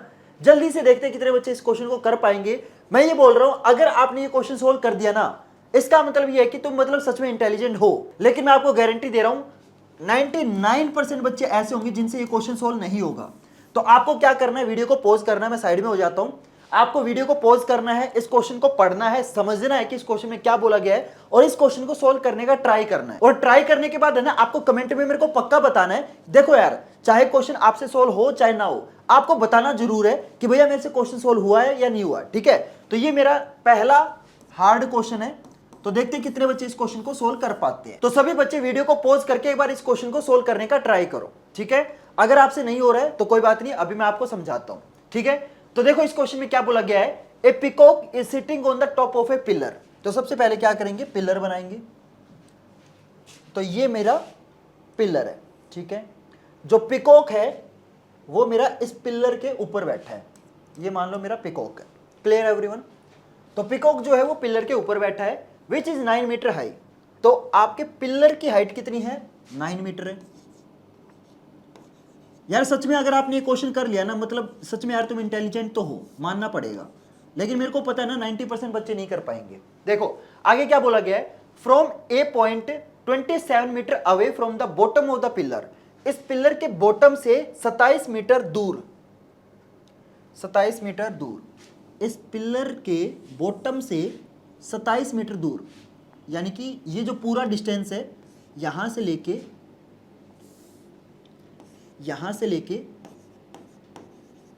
यहां तक, ये कितना है, 27 मीटर है, ठीक है। अब इस पिलर से 27 मीटर दूर यहां पे आगे क्या बोला गया है, a snake is coming its hole at the base of the pillar, ठीक है। तो ये आपका 27 मीटर है। तो यहां से क्या हो रहा है मैं आपको बता देता हूं, एक स्नेक है, ठीक है। यहां पे एक स्नेक है, पॉइंट एस बता देते हैं इसको, ठीक है। यहां पे आपका एक स्नेक है, ठीक है। स्नेक ऐसा ही होता है ना, ठीक है। ये आपका एक स्नेक है, क्लियर। ये स्नेक उस पिलर की तरफ जा रहा है, क्योंकि पिलर के यहां पे क्या है, बिल है, ठीक है। क्या बोलते हैं बिल को इंग्लिश में, पोल बोलते हैं ना, क्या बोलते हैं, नहीं पोल नहीं, पोल तो खंबे को बोलते हैं, होल बोलते हैं, ठीक है। तो एक स्नेक है, वो उसका बिल यहां पे है, ठीक है, पिलर के नीचे है, और इस पिलर के ऊपर पीकॉक बैठा है। और आपको पता है पीकॉक जो होता है ना वो स्नेक को खा जाता है, राइट, ये आपको पता होगा ना, ठीक है। तो पीकॉक जो होता है वो स्नेक को खा सकता है, ठीक है। मतलब पीकॉक में इतनी पावर होती है कि वो स्नेक के जहर से मरता नहीं है, समझ रहे हो। तो जो पीकॉक है ना वो आपके सांप को खा लेता है। तो देखो यहाँ पे पीकॉक है, यहाँ पे स्नेक है, स्नेक जा रहा है अपने बिल की तरफ, ठीक है। आगे क्या बोला गया है, seeing the snake the peacock pounces on it. तो पीकॉक क्या करता है, स्नेक को देख लेता है, और देखते ही वो भागता है उसकी तरफ। तो पीकॉक इधर से आया, सांप बेचारा क्या करेगा, जान बचाने के लिए बिल में जाएगा, ठीक है। If their speeds are equal, peacock की और सांप की स्पीड इक्वल है, ठीक है। मतलब जिस स्पीड से पीकॉक नीचे आ रहा है उसी स्पीड से जो सांप है वो आगे जा रहा है, ठीक है। At what distance from the hole is the snake caught. यानी कि जो पीकॉक है वो सांप को पकड़ लेता है, क्यों, क्योंकि ऑब्वियस सी बात है पीकॉक जो है वो 9 मीटर के पिलर पे खड़ा है, ठीक है। यानी कि ये हाइट कम है, सांप बिल से बहुत ज्यादा दूर है 27 मीटर, और इनकी स्पीड सेम है। तो ऑब्वियस सी बात है पीकॉक नीचे जल्दी आ जाएगा ना, क्योंकि पीकॉक को सिर्फ 9 मीटर का डिस्टेंस कवर करना है ना। वैसे तो ज्यादा कवर करना है, क्योंकि पीकॉक ऐसे आएगा, डायरेक्ट नीचे थोड़ी ना आएगा। लेकिन फिर भी समझो ना मेरी बात कि पीकॉक 9 मीटर ऊपर है, इसको बेचारे इस सांप को 27 मीटर चलना है। तो ऑब्वियस सी बात है जो पीकॉक है वो सांप को पकड़ लेगा, है ना, बिल्कुल सही। तो अब आपको ये बताना है कि जो सांप है वो अपने बिल से कितने मीटर दूर पकड़ा जाता है। मतलब ये सांप जो है वो बेचारा यहां पे कहीं पे पकड़ा जाएगा, है ना। तो आपको ये बताना है कि जो सांप है वो इस बिल से कितने मीटर दूर पकड़ा जाता है। Clear everyone. तो आपको ये डिस्टेंस बताना है, ठीक है। फिगर ड्रॉ करते हैं अच्छे से। तो यहां पे मैं, चलो इस सांप को बने रहने देते हैं, एक ये बनेगी, एक ये बनेगी।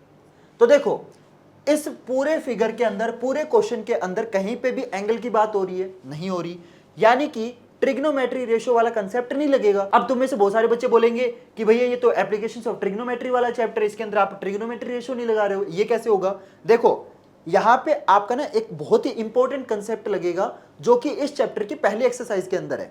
अगर तुमने थोड़े बहुत इस चैप्टर के एग्जाम्पल वगैरह पढ़े होंगे तो आपको पता होगा यहां पे कौन सा कंसेप्ट लगने वाला है। तो देखो एस से लेके यहां तक ये जो पूरा डिस्टेंस है ये आपका 27 मीटर है, ठीक है। एक काम करते हैं, नामकरण कर देते हैं, ठीक है। तो दिस पॉइंट इज एस, ये पॉइंट आपका एस है, ठीक है। ये पॉइंट पी मान लेते हैं क्योंकि पीकॉक यहाँ पे बैठा है।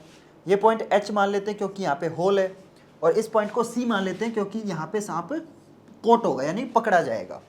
Clear everyone, this point is C, ठीक है, समझ में आया, ओके। अब आपको सी एच निकालना है कि भाई जो सांप है यहां पे पकड़ा जाएगा तो ये होल से कितने मीटर दूर पकड़ा जाएगा, ये आपको पता करना है। अब थोड़ा सा दिमाग लगाना, थोड़ा सा, ठीक है। अब जो पिकॉक है वो सांप को यहां पे पकड़ेगा, तो जो पिकॉक है वो इस डायरेक्शन में उड़ेगा। क्या मैं सही बोल रहा हूं? बिल्कुल सही बोल रहा हूं। तो जो पिकॉक है वो इस डायरेक्शन में उड़ेगा, जो सांप है वो किस डायरेक्शन में चल रहा है? जो सांप है वो इस डायरेक्शन में चल रहा है। बिल्कुल सही, क्योंकि सांप यहाँ पे पकड़ा जाएगा ना, तो इसी डायरेक्शन में चलेगा तभी तो पकड़ा जाएगा। अगर सांप इस डायरेक्शन में जाएगा तो इस साइड पकड़ा जाता, लेकिन सांप पकड़ा गया यहाँ पे, मतलब सांप इसी डायरेक्शन में जा रहा है। ठीक है, कोई डाउट? ठीक है। अब पी से लेके सी, पिकॉक जो है वो यहां से यहां तक आएगा, सांप यहां से यहां तक जाएगा, यानी कि एस सी और पीसी दोनों की स्पीड सेम है। देखो, जो पिकॉक है और जो आपका सांप है, स्नेक है, दोनों की स्पीड सेम है। तो पीसी जो पिकॉक डिस्टेंस कवर करता है एंड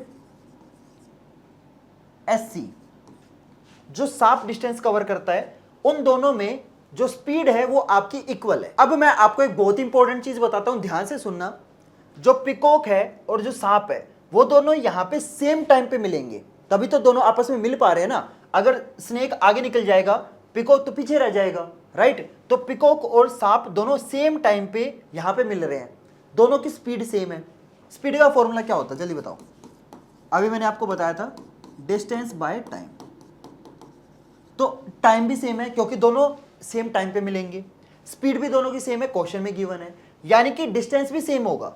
यानी कि पिकॉक यहां से यहां तक आ रहा है, सांप यहां से यहां तक जा रहा है, तो दोनों इक्वल डिस्टेंस कवर करेंगे ना, सेम स्पीड से आ रहे हैं, यहां पे मिले, तो ऑब्वियस ही बात है दोनों ने सेम टाइम पे गए, तो जितना डिस्टेंस कवर किया होगा वो भी सेम होगा, राइट। यही चीज मैं आपको बताना चाह रहा हूं कि P से लेके C का और S से लेके C का ये जो डिस्टेंस है, एक सेकंड मैं दूसरे कलर से ड्रॉ करता हूं। देखो ध्यान से देखना, ये जो डिस्टेंस है जो पिकॉक कवर करेगा और ये जो डिस्टेंस है ये जो सांप कवर करेगा, दीज विल बी इक्वल। ठीक है, इतना समझ में आया?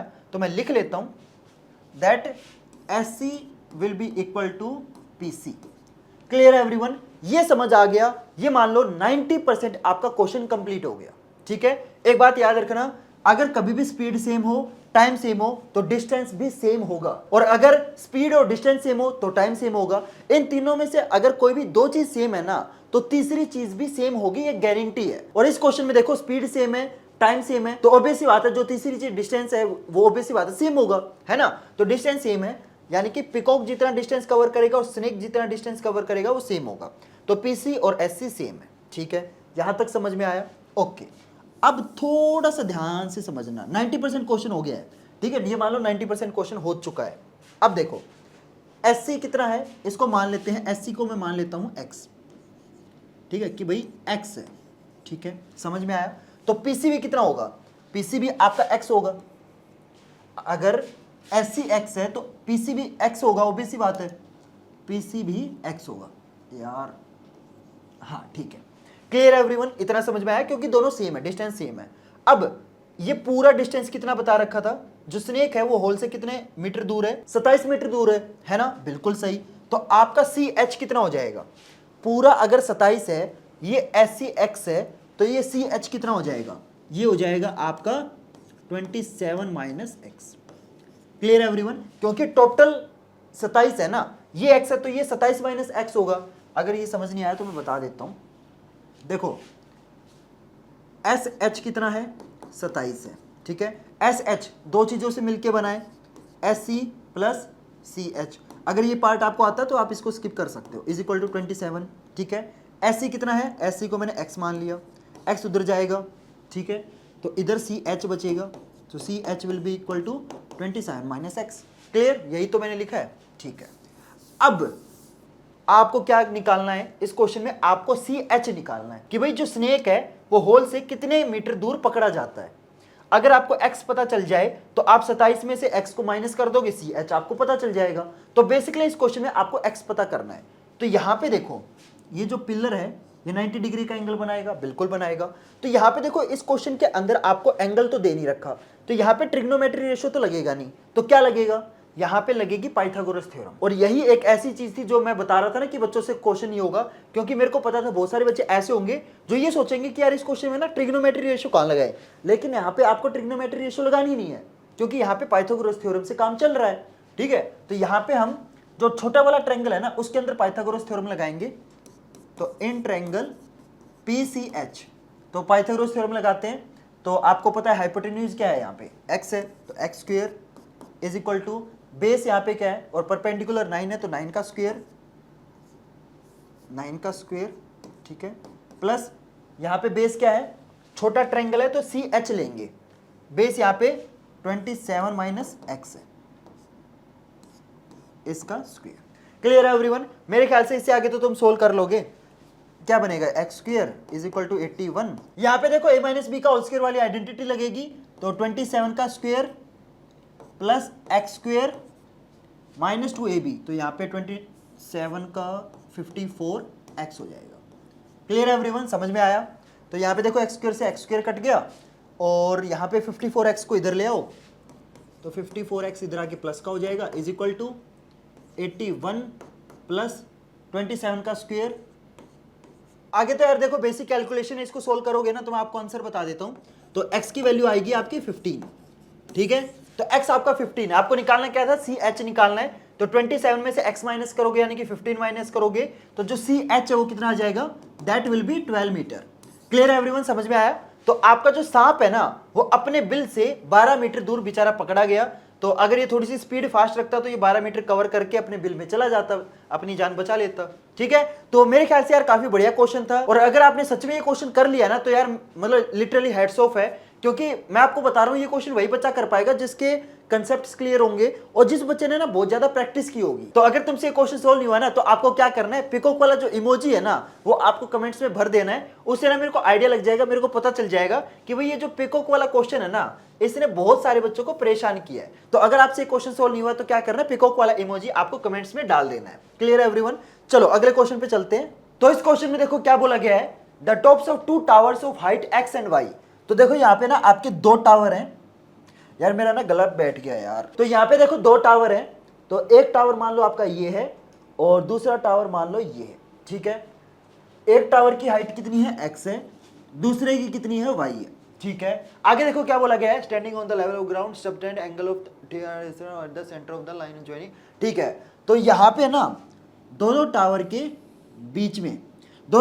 बीच में ना एक पॉइंट है, बिल्कुल बीचों बीच पॉइंट है। ठीक है, अब इस पॉइंट से दोनों टावर का एंगल ऑफ एलिवेशन क्या है, एक का 30 डिग्री एक का 60 डिग्री है।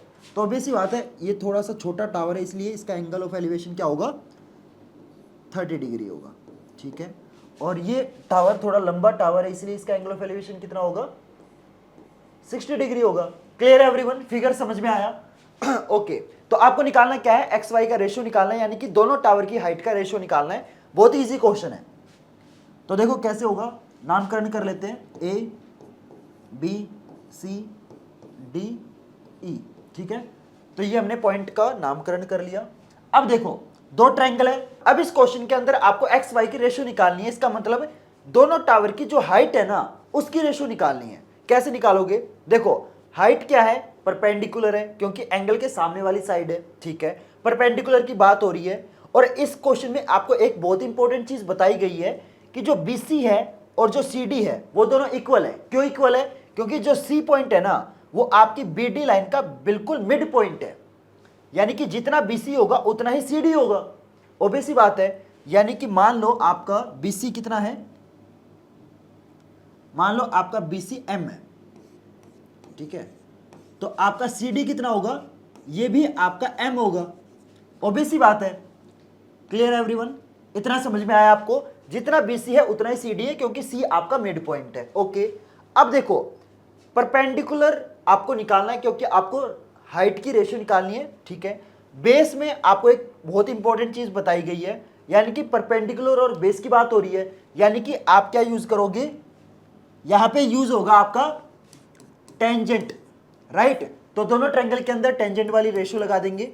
तो पहले ट्रायंगल लेते हैं लेफ्ट वाला, यानी कि ABC, तो टेंजेंट 30 हो जाएगा, is equal to perpendicular 30 degree के सामने x है, बाय में बेस, बेस आपका m है, ठीक है। क्लियर एवरीवन, यहाँ तक समझ में आया? ओके। तो यहाँ पे 1/√3 is equal to x by m। अब एक काम करो, यहाँ से ना x की वैल्यू निकालेंगे, तो x की वैल्यू कितनी आएगी? m/√3 आएगी, राइट। तो x की वैल्यू कितनी है? m/√3 है, ठीक है। इतना समझ में आया? ये कब आया? जब हमने लेफ्ट साइड वाले ट्रायंगल के अंदर टेंजेंट वाली रेशियो लगाई है, ठीक है। अब हम राइट साइड वाला ट्रायंगल लेंगे। राइट साइड वाला ट्रायंगल है CDE। यार देखो, बोलते बोलते ना गला बैठ गया भाई साहब, मतलब समझ रहे हो, रात के 1:45 मैं वीडियो बना रहा हूँ, गला बैठा हुआ है। प्लीज यार, मतलब बहुत मेहनत लगती है वीडियो बनाने में, मतलब क्या ही बताऊं, आपको दिख भी रहा होगा। प्लीज वीडियो को लाइक करो यार, ताकि ना मेरे को मोटिवेशन मिले। मतलब जब तक आप वीडियो को लाइक नहीं करोगे, शेयर नहीं करोगे यार, मेरे को भी मोटिवेशन नहीं आएगा ना। मैं पागल थोड़ी ना हूँ यार, रात के मतलब 1:45 गला बैठ के, मतलब गला बैठा हुआ है और मैं वीडियो बना रहा हूँ। मतलब पूरी दुनिया सो रही है आराम से और मैं लगा हुआ हूँ लाइटें वाइटें जला के पूरा प्रॉपर पढ़ाने में। तो यार इतना तो बनता है कि वीडियो को लाइक कर देना, चैनल को सब्सक्राइब करना, ताकि मतलब इस टाइप की वीडियो मैं बनाऊंगा और आपको पता भी चलती रहे, ठीक है। तो वीडियो को लाइक कर देना यार, इतना तो बनता है। मतलब तुम्हारा क्या जा रहा है, वीडियो को लाइक की तो करना है, ठीक है। तो वीडियो को प्लीज प्लीज प्लीज लाइक करना, ठीक है। चलो, तो राइट साइड वाले ट्रायंगल के अंदर टेंजेंट वाली रेशियो लगाएंगे। तो यहाँ पे tangent 60 degree is equal to, यहाँ पे परपेंडिकुलर आपका y है, बेस आपका CD है यानी कि m है, ठीक है। अब यहाँ से देखो टेंजेंट 60 कितना होगा? √3 is equal to y by m। m की यहाँ से y की वैल्यू निकालेंगे, तो y will be √3m। Clear everyone, यहाँ तक समझ में आया? तो देखो x की वैल्यू ये है और आपके y की वैल्यू ये है, इतना समझ में आया? अब हम क्या निकालेंगे? एक्स वाई का रेशियो निकालेंगे, बहुत ईजी है। एक्स वाई का रेशियो निकालेंगे, तो आपको x और y की वैल्यू पता चल गई, ठीक है। अब निकालेंगे रेशियो तो x बाय y, x कितना है? m/√3 है, ठीक है, और y कितना है? √3m है, ठीक है। अब देखो, बहुत सारे बच्चे होंगे जिनको ना इससे आगे कैसे सोल्व करना है वो नहीं आएगा, मैं बताता हूं, थोड़ा ध्यान से समझना। ऊपर क्या है? फ्रैक्शन है, नीचे क्या है? फ्रैक्शन नहीं है। नीचे क्या है? फ्रैक्शन नहीं है ना।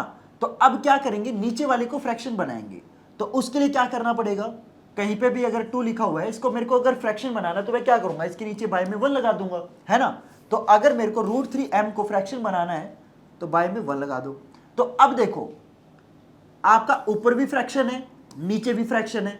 तो जब भी फ्रैक्शन बाय फ्रैक्शन होता है ना, जब भी एक फ्रैक्शन को दूसरी फ्रैक्शन से डिवाइड किया जाता है, तो क्या करते हैं? मैं आपको ट्रिक बताता हूं। जो सबसे ऊपर वाली चीज है उसको सबसे नीचे वाली की चीज के साथ मल्टीप्लाई करते हैं, और जो बीच वाले हैं इनको आपस में मल्टीप्लाई करते हैं। तो कर दो मल्टीप्लाई, तो यहां पे क्या बनेगा? सबसे ऊपर क्या है? m है, नीचे क्या है? 1 है, तो m इंटू 1 m आ जाएगा, ठीक है। डिवाइड बाय, बीच वाले मल्टीप्लाई होंगे, √3 से √3 तो 3 हो जाएगा, तो ये हो जाएगा आपका 3m। क्लियर? m से m कट गया, तो ये आ गया 1/3। तो x बाय y का रेशियो क्या है? 1:3 है। क्लियर एवरीवन, समझ में आया क्वेश्चन? बहुत इजी सा क्वेश्चन था ये, तो मतलब आना चाहिए आपको। चलो अगले क्वेश्चन पे चलते हैं। तो देखते हैं इस क्वेश्चन में क्या बोला गया है। The length of a string between a kite and a point on the ground is 85 metre. Okay, तो यहाँ पे ना काइट है, तो एक काइट ड्रॉ कर लेते हैं। तो ये हमारी क्या है? काइट है, ठीक है। ये काइट उड़ रही है। देखो एक बात हमेशा याद रखना, जो काइट उड़ती है ना, तो कभी भी ऐसे नहीं उड़ती, ऐसे ऊपर नहीं उड़ती, समझ रहे हो? ऐसे सामने टेढ़े उड़ती है, ठीक है। तो ये जो काइट है ये ऐसे उड़ेगी, ऑब्वियस सी बात है। जो बंदा है वो यहाँ पे खड़ा है, ठीक है, और यहाँ पे हाथ से वो काइट उड़ा रहा है। क्लियर एवरीवन, इतना समझ में आया? ओके। और ये जो धागा है ना जिससे काइट बंधी हुई है, ये जो धागा है ये आपका कितने मीटर का है? 85 मीटर का है। जो धागा है ना वो 85 मीटर का है, ठीक है। आगे क्या बोला गया है? If the string makes an angle with the level ground such that tangent, ये ना थीटा है, ठीक है, टेंजेंट 0 नहीं है, टेंजेंट थीटा। ये tangent theta is equal to 15/8। Okay, तो देखो यहाँ पे आपकी हाइट भी होगी, बिल्कुल होगी, यहाँ पे ग्राउंड है, ठीक है। तो इस तरीके से आपका ट्रायंगल बनेगा। ऑब्वियस सी बात है, ये वाला जो एंगल होगा ये आपका 90 डिग्री होगा, है ना। अब देखो यहाँ पे जो एंगल बोला गया है ये आपका ग्राउंड के साथ है। देखो एक एंगल आपका 90 डिग्री होगा, बाकी 2 एंगल बचेंगे, एक एंगल ये, एक एंगल ये नीचे वाला एंगल ग्राउंड के साथ है, इसका मतलब नीचे वाले एंगल की बात हो रही है, ठीक है। तो ये एंगल आपका थीटा है। Clear everyone? आगे क्या बोला गया कि जो टेंजेंट थीटा है ये आपका 15/8 है। तो जो चीज गिवन है वो लिख लेंगे, tangent theta is equal to 15/8। Clear, इतना समझ में आया? ओके। आगे क्या बोला गया? Then the height of the kite is, तो आपको हाइट निकालनी है जिस हाइट पे ये काइट उड़ रही है, यानी कि आपको ये निकालना है। Clear everyone? बहुत इजी सा क्वेश्चन है। देखो कैसे करेंगे। सबसे पहले काम करते हैं, नामकरण करते हैं। ए बी सी, ठीक है, नामकरण कर दिया। हमें बी सी निकालना है कि जो काइट है वो कितनी ऊपर उड़ रही है, ठीक है। चलो कैसे निकालेंगे? तो बहुत इजी सा क्वेश्चन है। टेंजेंट की वैल्यू आपको दे रखी है, हाइपोटेन्यूज आपको गिवन है। टेंजेंट का मतलब क्या होता है? परपेंडिकुलर बाय बेस, ठीक है। अब देखो बहुत सारे बच्चे सोचेंगे कि परपेंडिकुलर आपका 15 होगा, नहीं, यहां पे थोड़ा दिमाग लगाना है आपको। परपेंडिकुलर को आपको न्यूमरेटर से तो कंपेयर करना है, लेकिन इसका मतलब ये नहीं है कि जो आपका परपेंडिकुलर होगा वो एज इट इज 15 होगा, ऐसा नहीं होगा। जो आपका परपेंडिकुलर होगा ना वो कितना होगा? 15x होगा। देखो परपेंडिकुलर आपका जो होगा ना वो 15 नहीं होगा, मतलब हो सकता है अगर x की वैल्यू 1 आ जाए तो ऑब्वियस सी बात है, लेकिन जो परपेंडिकुलर होगा ना उसको हम ऐसे गारंटी के साथ नहीं बोल सकते कि भाई जो परपेंडिकुलर है वो आपका 15 है। समझ रहे हो? जो भी परपेंडिकुलर होगा वो आपका 15 का मल्टीपल होगा। अगर x की वैल्यू 1 आ जाए तो यस आपका परपेंडिकुलर 15 हो जाएगा, लेकिन इसकी कोई गारंटी नहीं है। जब तक हमें x की वैल्यू पता नहीं चलेगी तब तक हम परपेंडिकुलर कितना है ये बता नहीं सकते। Clear everyone? सिमिलरली आपका जो बेस होगा वो कितना होगा? That will B 8x। Clear, समझ में आया? परपेंडिकुलर आपका 15x होगा, बेस आपका 8x होगा, हाइपोटेन्यूज आपको गिवन है 85 है। अब क्या करोगे? अब आप पाइथागोरस थ्योरम लगा दोगे, सिंपल। तो पाइथागोरस थ्योरम लगाते हैं। हाइपोटेन्यूज कितना है? 85, तो 85 का square is equal to perpendicular कितना है? 15x, तो 15x का स्क्वायर प्लस बेस कितना है? 8x, तो 8x का स्क्वायर। Clear everyone? इतना समझ में आया? सिंपल मैंने क्या किया यहाँ पे पाइथागोरस थ्योरम लगाई है। देखो आप है ना इस तरीके से भी कर सकते हो, लेकिन मैं आपको ना एक और शॉर्टकट बताता हूं। यहाँ पे अगर इस तरीके से करोगे ना तो 85 का स्क्वायर करना, 15 का स्क्वायर तो खैर इजी होता है, इनका स्क्वायर तो इजी है, लेकिन जो मतलब कैलकुलेशन है ना वो बहुत ज्यादा कॉम्प्लिकेटेड हो जाएगी। तो मैं आपको ना एक शॉर्टकट बताता हूं। यहाँ पे ना एक काम करते हैं, हम ना हाइपोटेन्यूज को फाइंड आउट करेंगे, ठीक है। पाइथागोरस थ्योरम लगाने से जो भी हाइपोटेन्यूज आएगी वो हमारी 85 के इक्वल आनी चाहिए, क्योंकि क्वेश्चन में गिवन है कि भाई हाइपोटेन्यूज आपका 85 है। समझ रहे हो? तो इस तरीके से भी आप कर सकते हो। तो ये काम करता हूं, यहाँ पे ना मैं हाइपोटेन्यूज निकालता हूं, ठीक है। तो यहाँ पे 225x स्क्वायर हो जाएगा प्लस 64x स्क्वायर हो जाएगा is equal to 289x square हो जाएगा। यहाँ पे h स्क्वायर है is equal to h square. Clear everyone? यहाँ तक समझ में आया? तो दोनों तरफ अंडर रूट कर देंगे, तो हाइपोटेन्यूज कितनी हो जाएगी? हाइपोटेन्यूज हो जाएगी आपकी 17x। Clear everyone? अब देखो क्वेश्चन में गिवन है कि जो हाइपोटेन्यूज कितनी है? 85 है। हमने जब सोल्व किया तो कितना आया? 17x आया। अब ये जो 17x है हम इसको 85 के इक्वल रख देंगे, बिल्कुल रख देंगे। तो 17x इज इक्वल टू 85, ठीक है। तो x की वैल्यू आ गई 5, ठीक है। 85 को जब 17 से डिवाइड करोगे तो 5 आएगा, तो x कितना है हमारा? 5 है। Clear everyone? यहां तक किसी भी बच्चों को कोई डाउट हो तो बताओ। देखो आप h स्क्वायर की जगह 85 का स्क्वायर करके भी कर सकते हो, कोई दिक्कत नहीं है, उससे भी आंसर सेम आएगा, x की वैल्यू 5 ही आएगी।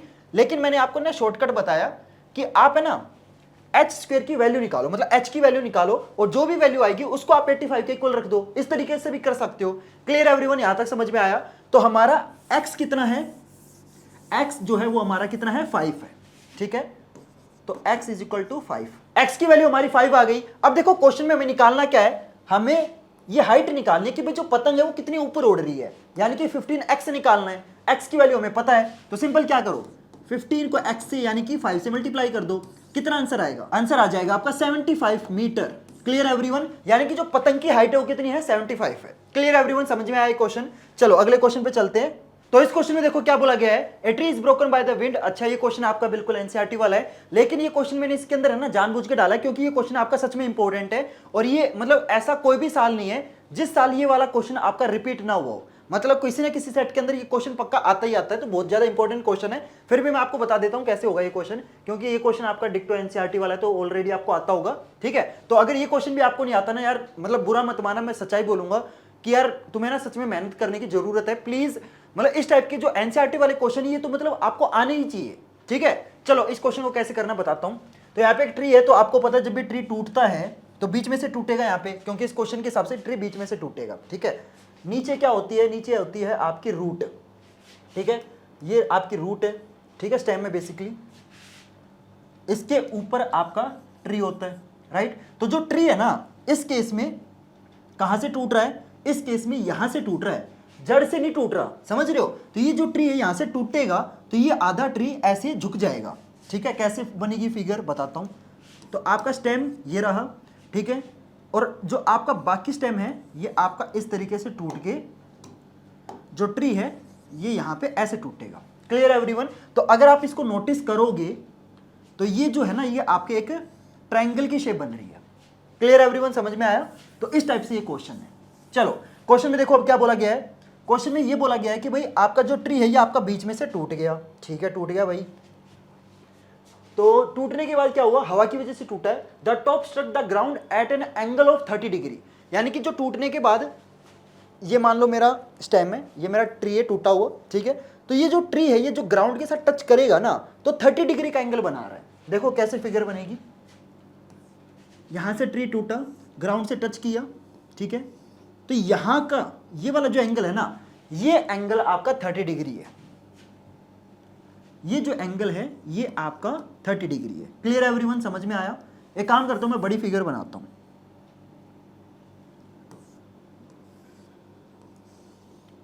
ये जो एंगल है ये आपका 30 डिग्री है। इतना समझ में आया? नामकरण कर देते हैं ए बी एंड सी। ठीक है, समझ में आया? Clear everyone? आगे देखो क्या बोला गया है कि टूटने के बाद जो ट्री है ना ये अपनी रूट से 10 मीटर दूर गिरा है। इसकी जो रूट है वो यहां पे होगी। गिरने के बाद कहां पे ग्राउंड पे टच कर रहा है ये ट्री, यहां पे टच कर रहा है ना। तो ये जो डिस्टेंस है, मतलब ये जो ट्री है ये जो गिरा है जमीन के ऊपर ये अपनी रूट से 10 मीटर दूर गिरा है। इसका मतलब जो आपका BC है, जो आपका BC है ये आपका 10 मीटर होगा। ऑब्वियस सी बात है, जो BC है यहां से लेके यहां तक ये आपका 10 मीटर है। Clear everyone? The whole height of the trees, आपको पूरे ट्री की हाइट बतानी है। तो देखो यहां पे ना बहुत सारे बच्चे गलती क्या करते हैं, जब भी ट्री की हाइट बतानी होती है तो क्या करेंगे, वो ना ये सोचेंगे कि AB की हाइट आपको बतानी है। नहीं, आपको पूरे ट्री की हाइट बतानी है, टूटे हुए ट्री की हाइट नहीं बतानी। तो जो पूरा ट्री था वो तो यहां पे ऐसे था ना, तो आपको ऊपर वाले पार्ट की भी हाइट बतानी पड़ेगी। यानी कि इस क्वेश्चन के अंदर ये हाइट एंड ये हाइट दोनों की दोनों क्या होंगी, ऐड होंगी। समझ रहे हो? आधा ट्री इधर है, आधा ट्री उधर है। जब दोनों मतलब टूटे हुए दोनों जो टुकड़े हैं ट्री के दोनों ऐड होंगे तभी तो पूरे ट्री की हाइट निकलेगी ना। समझ रहे हो? तो आपको बेसिकली ये परपेंडिकुलर है, क्योंकि आपको पता है एंगल के सामने वाली साइड क्या होती है, परपेंडिकुलर होती है। परपेंडिकुलर और हाइपोटेन्यूज दोनों निकाल के आपको दोनों ऐड करनी है। बहुत सारे बच्चे सोचेंगे कि ट्री यार हमेशा खड़ा रहता है, इस क्वेश्चन में ट्री टूटा हुआ है। Clear everyone? तो आपको सिर्फ परपेंडिकुलर की हाइट नहीं बतानी, परपेंडिकुलर के अंदर हाइपोटेन्यूज की हाइट ऐड करनी है। ठीक है, समझ में आया? तो इस क्वेश्चन के अंदर आपको क्या करना है, AB प्लस AC ये आपको निकालना है। Clear everyone? समझ गए? ठीक है, तो सॉल्व करते हैं इस क्वेश्चन को फिर। तो इसमें और क्या क्या गिवन है, बस इतना ही गिवन है ना, बस इतनी ही चाहिए, और क्या चाहिए हमें। तो बेस आपको गिवन है, बेस आपका कितना है, 10 मीटर है। ठीक है, और टेंजेंट क्या लगाएंगे, पहले काम करते हैं परपेंडिकुलर निकालते हैं। तो tangent 30 is equal to perpendicular आपका AB है, बेस आपका कितना है 10 है। टेंजेंट 30 कितना होता है 1/√3, तो ये हो जाएगा आपका 10/√3 इज इक्वल टू AB। जो परपेंडिकुलर है, जो AB है, ये वाला जो पार्ट है जो मतलब खड़ा हुआ है ट्री का, दैट इज 10/√3। Clear everyone? ठीक है, अब क्या निकालेंगे, हाइपोटेन्यूज निकालेंगे। बेस आपको पता है, परपेंडिकुलर आपको पता है, कोई भी ट्रिग्नोमेट्री रेशियो आप लगा सकते हो। तो बेस बाय हाइपोटेन्यूज करते हैं, तो कोस लगाते हैं। Cos 30 degree is equal to base by hypotenuse ना, तो बेस आपका 10 है, हाइपोटेन्यूज आपको निकालनी है। तो cos 30 कितना होता है जल्दी बताओ। cos 30 की वैल्यू तो यार सबको पता होती है, कितनी होती है, √3/2 होती है। राइट? देखो यार, अगर आपको ये जो ट्रिग्नोमेट्री टेबल होता है ना, जिसमें मतलब आपको हर एंगल की वैल्यू पता होनी चाहिए, हर एंगल की तो नहीं, जो मेन एंगल है 30 degree, 45 degree, 60 degree, 90 degree, 0 degree, ये जो मेन एंगल है ना, इनकी वैल्यू तो आपको एटलीस्ट पता होनी चाहिए। ठीक है, अगर आपको ये भी नहीं पता तो यार फिर मतलब कर क्या रहे हो तुम। ठीक है, तो यहाँ पे h कितना आएगा, यहाँ से आपका h क्रॉस मल्टीप्लाई करने पर कितना हो जाएगा 20/√3, 20/√3, यानी कि h यानी कि AC, हाइपोटेन्यूज क्या है, AC है ना, तो AC आपको पता है, AB आपको पता है, दोनों आपको पता है। सिंपल आपको क्या करना है, ऐड करना है। तो ट्री की हाइट कैसे निकलेगी, सिंपल आपको क्या करना पड़ेगा, हाइट ऑफ ट्री, यानी कि आपको क्या करना पड़ेगा, परपेंडिकुलर यानी कि AB, हाइपोटेन्यूज यानी कि AC, इन दोनों को क्या करना पड़ेगा, ऐड करना पड़ेगा। AB आपका कितना है 10/√3 है। ठीक है। AC आपका कितना है 20/√3 है, तो ये कितना हो जाएगा, ये हो जाएगा आपका 30/√3। रैशनलाइज करोगे कितना आ जाएगा, रैशनलाइज करने पर ये आ जाएगा गाइज आपका 10√3। Clear everyone. तो रैशनलाइज आपको आता होगा करना, तो रैशनलाइज कर लेना। रैशनलाइज करने पर कितना आएगा आंसर 10√3। और यहाँ पे देखो क्या वैल्यू है √3 की 1.732 आपको पुट करनी है। तो अगर आप इसको 1.73 को 10 से मल्टीप्लाई करोगे तो ऑब्वियस बात है आपका पॉइंट शिफ्ट हो जाएगा। तो मल्टीप्लाई करने पर आपका आंसर आ जाएगा 17.32। Clear everyone. और सारी चीजें आपकी मीटर में है, तो ये भी आंसर क्या आएगा, मीटर में आएगा। ठीक है, तो आपके पेड़ की हाइट कितनी है 17.32 मीटर है। क्लियर एवरीवन, समझ में आया क्वेश्चन। ओके, तो यहां पे जो मेन कंसेप्ट था ना वो ये था कि आपको सिर्फ परपेंडिकुलर नहीं निकालना। जब आप ट्री की हाइट निकालोगे, टूटे हुए ट्री की हाइट निकालते हैं ना, तो परपेंडिकुलर और हाइपोटेन्यूज दोनों को ऐड करते हैं। Clear everyone. चलो अगले क्वेश्चन पे चलते हैं। तो आज के हमारे आखिरी क्वेश्चन पे चलते हैं। तो अगले क्वेश्चन में देखते हैं क्या बोला गया है। From the top of a tower 100 metre high. ठीक है, एक टावर है जिसकी हाइट कितनी है 100 मीटर है। ठीक है, ये टावर भाई, टावर की हाइट कितनी है 100 मीटर है। काम करता हूं मैं, लिख लेता हूं। जो टावर है ये हमारा 100 मीटर है। ओके, आगे क्या बोला गया है, इस टावर के ऊपर एक आदमी खड़ा है और ये आदमी खड़ा होकर क्या करता है, ये ऑब्जर्व करता है कि भाई दोनों तरफ से ना, टावर के दोनों तरफ से कार आ रही है। ठीक है, और एंगल ऑफ डिप्रेशन है। एंगल ऑफ डिप्रेशन का मतलब क्या होता है बताओ, कि ये ऊपर से नीचे की तरफ देखेगा तो ये वाला एंगल काउंट होगा। ठीक है, तो ये होता है आपका एंगल ऑफ डिप्रेशन। ठीक है, तो एंगल ऑफ डिप्रेशन क्या है 30 डिग्री एंड 45 डिग्री। तो एक कार मान लो इस साइड है, यहां पे मान लो कार है। ठीक है, तो ये टावर के ऊपर खड़ा है, टावर के ऊपर खड़ा होकर ये कार देख रहा है। ठीक है, और एंगल ऑफ डिप्रेशन यानी कि ये वाला जो एंगल ये कितना है, मान लो 30 डिग्री है। ठीक है, दिस एंगल इज 30 डिग्री। ठीक है, ये ग्राउंड हो गया हमारा। Clear everyone. ठीक है, तो यहां पे पहली कार है, दूसरी कार दूसरी साइड है जिसका एंगल ऑफ डिप्रेशन कितना है 45 डिग्री है। तो मान लो दूसरी कार यहां पे है। देखो ऑब्वियस ही बात है, यहां पे एंगल ज्यादा है 45 डिग्री है, यानी कि जो कार है ये पास में होगी। ठीक है, तो ये जो कार है ये मान लो पास में है। ठीक है, यहां पे और यहां का ये एंगल 45 डिग्री है। ठीक है, इधर का एंगल ऑफ डिप्रेशन 30 डिग्री है, उधर का 45 डिग्री है। अल्टरनेट इंटीरियर एंगल की वजह से ये एंगल कितना हो जाएगा 30 डिग्री। अल्टरनेट इंटीरियर एंगल की वजह से ये कितना हो जाएगा 45 डिग्री। इतनी बेसिक चीजें तो आपको पता होंगी। Clear everyone. तो ये आदमी टावर के ऊपर खड़ा होकर दो कार देखता है, एक कार उधर है, एक कार इधर है। इधर वाली कार का एंगल ऑफ डिप्रेशन 30 डिग्री है, उधर वाली का 45 डिग्री है। आपको क्वेश्चन समझ में आया। ठीक है, क्वेश्चन में निकालना क्या है, आपको दोनों कार के बीच का डिस्टेंस निकालना है। तो क्वेश्चन काफी इजी है, बस इस क्वेश्चन के अंदर जो मेन कंसेप्ट है ना वो ये है कि पहले आपको ये निकालना है, फिर ये निकालना है, और ये दोनों निकालने के बाद दोनों आपको क्या कर देने हैं, ऐड कर देने हैं, तभी आपके दोनों कार का डिस्टेंस निकलेगा। ठीक है, दोनों कार के बीच का डिस्टेंस निकलेगा। क्लियर एवरीवन, समझ में आया। देखो पहली कार का डिस्टेंस निकालोगे टावर से कितना दूर है, दूसरी कार का डिस्टेंस निकालोगे टावर से कितना दूर है, और फिर दोनों को ऐड कर दोगे। चलो क्वेश्चन को सोल्व करते हैं, बहुत समझा दिया मैंने। ठीक है, आपको फिगर समझ में आई, क्वेश्चन समझ में आया, सोल्व करते हैं इस क्वेश्चन को। तो यहाँ पे आपको दो ट्रायंगल दिख रहे होंगे। पहले तो एक काम करते हैं, नामकरण कर देते हैं, ए बी सी, और ये जो पॉइंट होगा ये डी है। Clear everyone. तो आपको ए सी निकालना है, और ए सी देखो आपका डायरेक्ट नहीं निकल सकता। ए बी निकालोगे, बी सी निकालोगे, दोनों को ऐड करोगे तब आपका ए सी निकलेगा। तो पहले लेफ्ट वाला ट्रायंगल लेते हैं, पहले हमारा लेफ्ट वाला ट्रायंगल लेते हैं, in triangle A B D. यार गला बैठ गया मेरा बोलते बोलते। तो यहां पे लगेगा आपका टेंजेंट लगेगा, टेंजेंट 30, और तुम लाइक नहीं करते यार, मैं बोलते बोलते गला बैठ गया। तो परपेंडिकुलर आपका 100 है। देखो इस एंगल के सामने वाली साइड क्या होती है, परपेंडिकुलर होती है, आपको पता है ना। देखो मैं बताता हूं, एंगल के साथ वाली साइड बेस होती है। ठीक है, एंगल के सामने वाली साइड परपेंडिकुलर होती है, और जो सबसे लंबी या जो बच गई साइड दैट इज हाइपोटेन्यूज। ठीक है, इस तरीके से आप कौन सी साइड क्या है ये पहचानते हो। क्लियर एवरीवन, समझ में आ रहा है। देखो यार मैं आपको बहुत बेसिक्स भी समझा रहा हूं। ठीक है, प्लीज वीडियो को लाइक करना, चैनल को सब्सक्राइब करना, क्योंकि मैं इस चैनल पे ना जितने भी आपके चैप्टर हैं, सभी चैप्टर के जो मोस्ट इंपॉर्टेंट क्वेश्चन है, जो आपके पेपर में आने के पक्का मतलब चांसेस हैं, वो मैं आपको करवा रहा हूं। ठीक है, तो प्लीज चैनल को सब्सक्राइब करना, ताकि जब मैं आपको अगले चैप्टर के जो मोस्ट इंपॉर्टेंट क्वेश्चन है कराऊं तो आपको पता चल जाए। अगर आप चैनल को सब्सक्राइब नहीं करोगे तो पता ही नहीं चलेगा, आपको लगेगा कि भैया ने बस इस चैप्टर के इंपॉर्टेंट क्वेश्चन कराए हैं। मैं आपको सारे चैप्टर के क्वेश्चन प्रोवाइड कर रहा हूं, समझ रहे हो। और अगर आपको इसकी पीडीएफ चाहिए तो आपको मैं अपना टेलीग्राम चैनल का जो लिंक है वो आपको डिस्क्रिप्शन बॉक्स में दे दूंगा। मेरे टेलीग्राम चैनल पे ये जितने भी इंपॉर्टेंट क्वेश्चन है इन सबकी पीडीएफ आपको वहां से मिल जाएगी, तो आपको ये क्वेश्चन नोट डाउन करने की कोई जरूरत नहीं है। Clear everyone? तो चलो अब इस क्वेश्चन को सोल्व करते हैं। Tangent 30 is equal to perpendicular आपका 100 है, बेस आपका ए बी है, टेंजेंट 30 आपका 1/√3 होता है, is equal to 100/AB, cross multiply करोगे तो ए बी आ जाएगा आपका 100√3। Clear everyone? समझ में आया? ए बी आपका आ गया, ठीक है। चलो अब दूसरा ट्रायंगल लेते हैं। दूसरे ट्रायंगल के अंदर फिर से टेंजेंट ही लगेगा, टेंजेंट 45, ठीक है, इज इक्वल टू परपेंडिकुलर आपका 100 है, बेस आपका BC है, ठीक है, बेस आपका BC है। टेंजेंट 45 की वैल्यू सबको पता है 1 होती है, 1 is equal to 100/BC।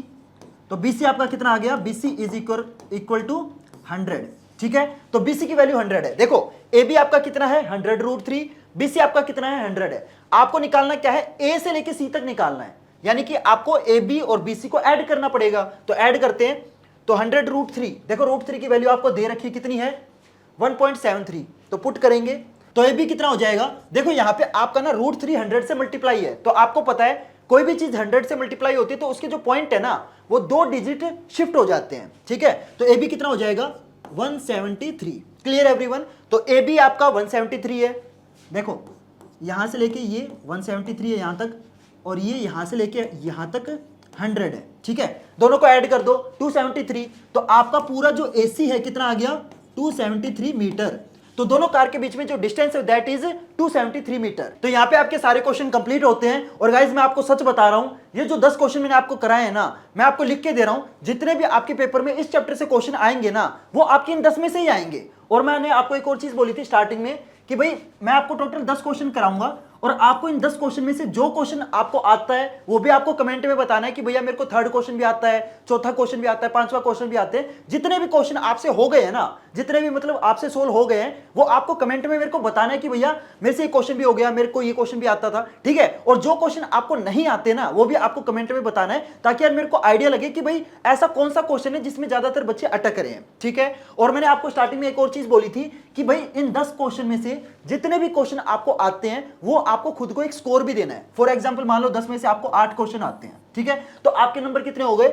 8 number हो गए 10 में से। तो जितने भी आपका स्कोर है ना वो आपको कमेंट्स में लिखना है, ठीक है। और मैं आपको एक और चीज बता दूं, अगर आपका स्कोर 5 से कम है ना, इसका मतलब यार तुम्हें इस चैप्टर में, सच बता रहा हूं बुरा मत मानना, लेकिन तुम्हारा ये जो चैप्टर है ना सच में वीक है, तुम्हें मेहनत करने की जरूरत है।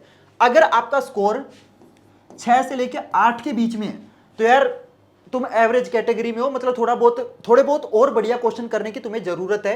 लेकिन अगर तुम्हारा 9 या 10 नंबर आ रहे हैं ना, तो मैं ये बोलूंगा देखो 9 नंबर हैं तो थोड़े बहुत और कोशिश कर लेना। लेकिन अगर तुम्हें सारे के सारे क्वेश्चन आते हैं, क्योंकि मेरे को पता जो पिकॉक वाला क्वेश्चन है ना उसमें वो सारे बच्चे अटके होंगे, लेकिन अगर तुम्हारा स्कोर 10 में से 10 है ना, तो मैं आपको एक सच बताऊं, तुम है ना इस चैप्टर को मत पढ़ो, क्योंकि तुमने ये जो चैप्टर जितना पढ़ना था वो उतना पढ़ लिया है। अब तुम्हें क्या करना है, जो चैप्टर तुम्हारा वीक है ना तुम्हें उसमें टाइम इन्वेस्ट करना है, क्योंकि यार ये चैप्टर जितना आ सकता था ना, मतलब जितना तुम इस चैप्टर को सीख सकते थे उतना तुमने सीख लिया है। अब अगर तुम इस चैप्टर को और पढ़ोगे ना तो एक तरीके से तुम अपना टाइम वेस्ट कर रहे हो, वो मत करो। जितना ये चैप्टर तुमने सीखना था वो सीख चुके हो। मैं किन बच्चों की बात कर रहा हूं, जिन बच्चों के 10 में से 10 नंबर है, ठीक है। तो अगर आपके 10 में से 10 नंबर आए हैं तो मैं आपको बोलूंगा ये चैप्टर अभी छोड़ दो।